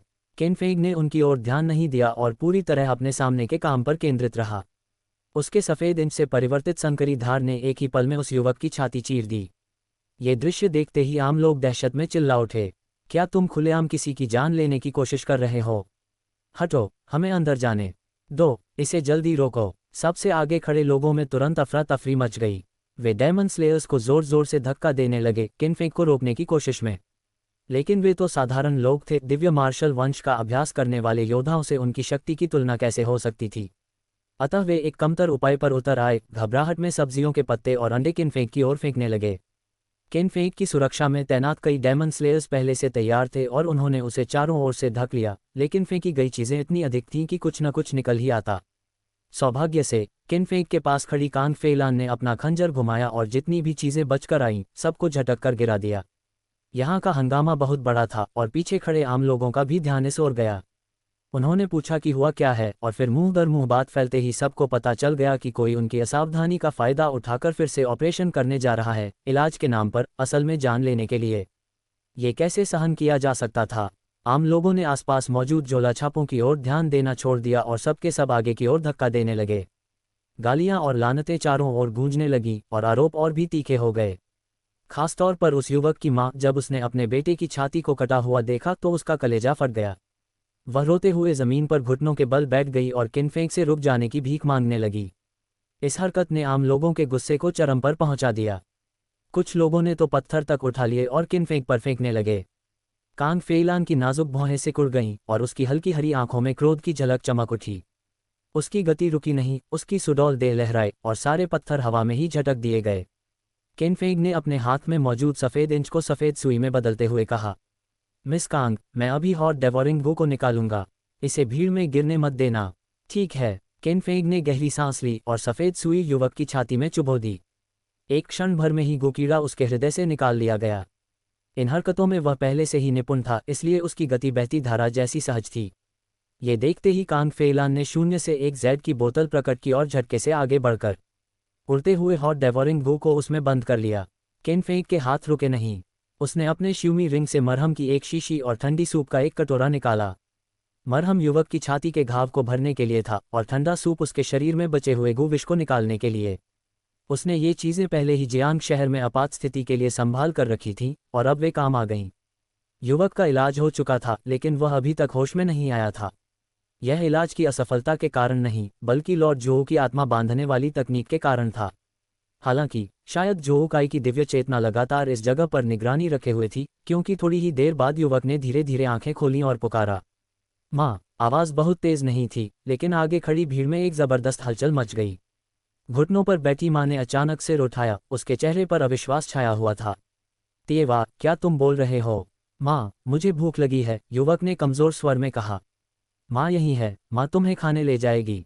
माँ उठकर आगे बढ़ना चाहती थी, लेकिन डेमन स्लेयर्स ने उसे रोक लिया। मुझे जाने दो, वह मेरा बच्चा है। डेमन स्लेयर्स ने एक दूसरे की ओर देखा और जब उन्होंने किनफेंग को सिर हिलाकर अनुमति देते देखा, तभी उस महिला को आगे जाने दिया। माँ और बेटा गले लग गए और महिला फूट फूट कर रोने लगी। ये दृश्य देखकर आगे खड़े आम लोगों ने तुरंत अपने हाथ रोक लिए। गालियां और आरोप धीरे धीरे आश्चर्य और संदेह में बदलने लगे। क्या मैंने गलत देखा? तेवा सच में जाग गया। सिर्फ जागा ही नहीं, उसकी अक्ल भी ठीक हो गई है। लेकिन क्या वह उस कीड़े से संक्रमित नहीं था? क्या ये युवा साहब सच में उसे ठीक कर गया? नामुमकिन। इस अजीब बीमारी ने तो शहर के सारे चिकित्सकों को हरा दिया था। इतनी कम उम्र में कोई इतने उच्च कोटि का वैद्य कैसे हो सकता है? थोड़ी ही देर में तेवा के जीवित होने की खबर उबलते तेल में पानी की बूंद की तरह पूरे जनसमूह में फैल गई। पीछे फंसे हुए चिकित्सकों ने ये सुनते ही आंखें फाड़ लीं और हैरानी में आगे की ओर धक्का देने लगे। केनफेग माँ बेटे के पास गया, घुटनों के बल बैठा और धीरे से बोला, आपके बेटे की बीमारी पूरी तरह ठीक हो चुकी है, लेकिन उसने लंबे समय से कुछ खाया नहीं है, इसलिए वह अभी थोड़ा कमज़ोर है। उसे घर ले जाए, पहले पतली खिचड़ी या दलिया पिलाए और धीरे धीरे शरीर को संभालने दीजिए। मुझे विश्वास है कि वह बहुत जल्द पूरी तरह स्वस्थ हो जाएगा। ये सुनकर महिला ने धीरे से सिर घुमाकर किनफेंग की ओर देखा। फिर उसने तिएवा को छोड़ा, जमीन पर घुटनों के बल बैठ गई और बार बार सिर टेकने लगी। अगर तिएवा को कुछ हो जाता तो मैं भी जीना नहीं चाहती। सौभाग्य से मेरे उपकारी ने उसे बचा लिया। धन्यवाद उपकारी, धन्यवाद उपकारी। एक माँ के लिए उसका बच्चा ही उसकी पूरी दुनिया होता है। केनफेग ने जल्दी से उसे उठाया और पास खड़े एक डेमन स्लेयर को इशारा किया कि वह माँ बेटे को भीड़ से बाहर ले जाए। फिर उसने सामने खड़े आम लोगों की ओर देखा और अपना दायां हाथ उठाया। सब लोग मेरी बात सुनिए। अगर ये शब्द पहले कहे गए होते तो कोई ध्यान न देता, लेकिन तिएवा को होश में आते देख लेने के बाद आम लोग इस युवा वैद्य की बात सुनने को तैयार थे। मेरा नाम किनफेग है। मैं एक वैद्य हूँ और मुझे इन गू कीड़ों की आपदा को समाप्त करने के लिए यहाँ भेजा गया है। लेकिन शहर में गू से संक्रमित लोगों की संख्या बहुत अधिक है। मैं अकेला ये काम पूरा नहीं कर सकता, इसलिए मुझे आप सभी से अनुरोध है कि पीछे खड़े चिकित्सकों को आगे आने दें। मैं उन्हें गू का इलाज करने की विधि सिखाऊंगा, तब लोगों को बचाने की गति अपने आप बहुत बढ़ जाएगी। उसके शब्द गिरते ही पीछे के चिकित्सक भी आगे की ओर धकेलते हुए आ गए। रास्ता रोक रहे डेमन स्लेयर्स ने उन्हें देखकर रास्ता दे दिया, लेकिन बाकी आम लोग अब भी इन चिकित्सकों को शक की नज़र से देख रहे थे। उनके चेहरों पर घृणा साफ झलक रही थी। एक आम आदमी चिल्लाया, चिकित्सक किन, हमें आपके कौशल पर भरोसा है, लेकिन इन पर नहीं। अगर इन्होंने फिर गलती कर दी और हमारे रिश्तेदार मर गए तो क्या होगा? ये सुनकर सारे चिकित्सक परेशान हो गए और किनफेग की ओर देखने लगे। अगर सच में ऐसी स्थिति आती है, किनफेग ने धर्मपूर्वक घोषणा की, छाती थपथपाते हुए, तो स्वाभाविक है जान के बदले जान। ये सुनते ही उग्र भीड़ एकदम शांत हो गई। यहाँ तक कि चिकित्सक भी किनफेग को अविश्वास से देखने लगे। दुनिया में ऐसा भी कोई वैद्य होता है जो इतनी जिम्मेदारी ले? उन्होंने सोचा कि पहले जब उनसे लोग मरे थे तो वे हमेशा जिम्मेदारी से बचने की कोशिश करते थे। ये सोचकर चिकित्सकों ने शर्म से सिर झुका लिया।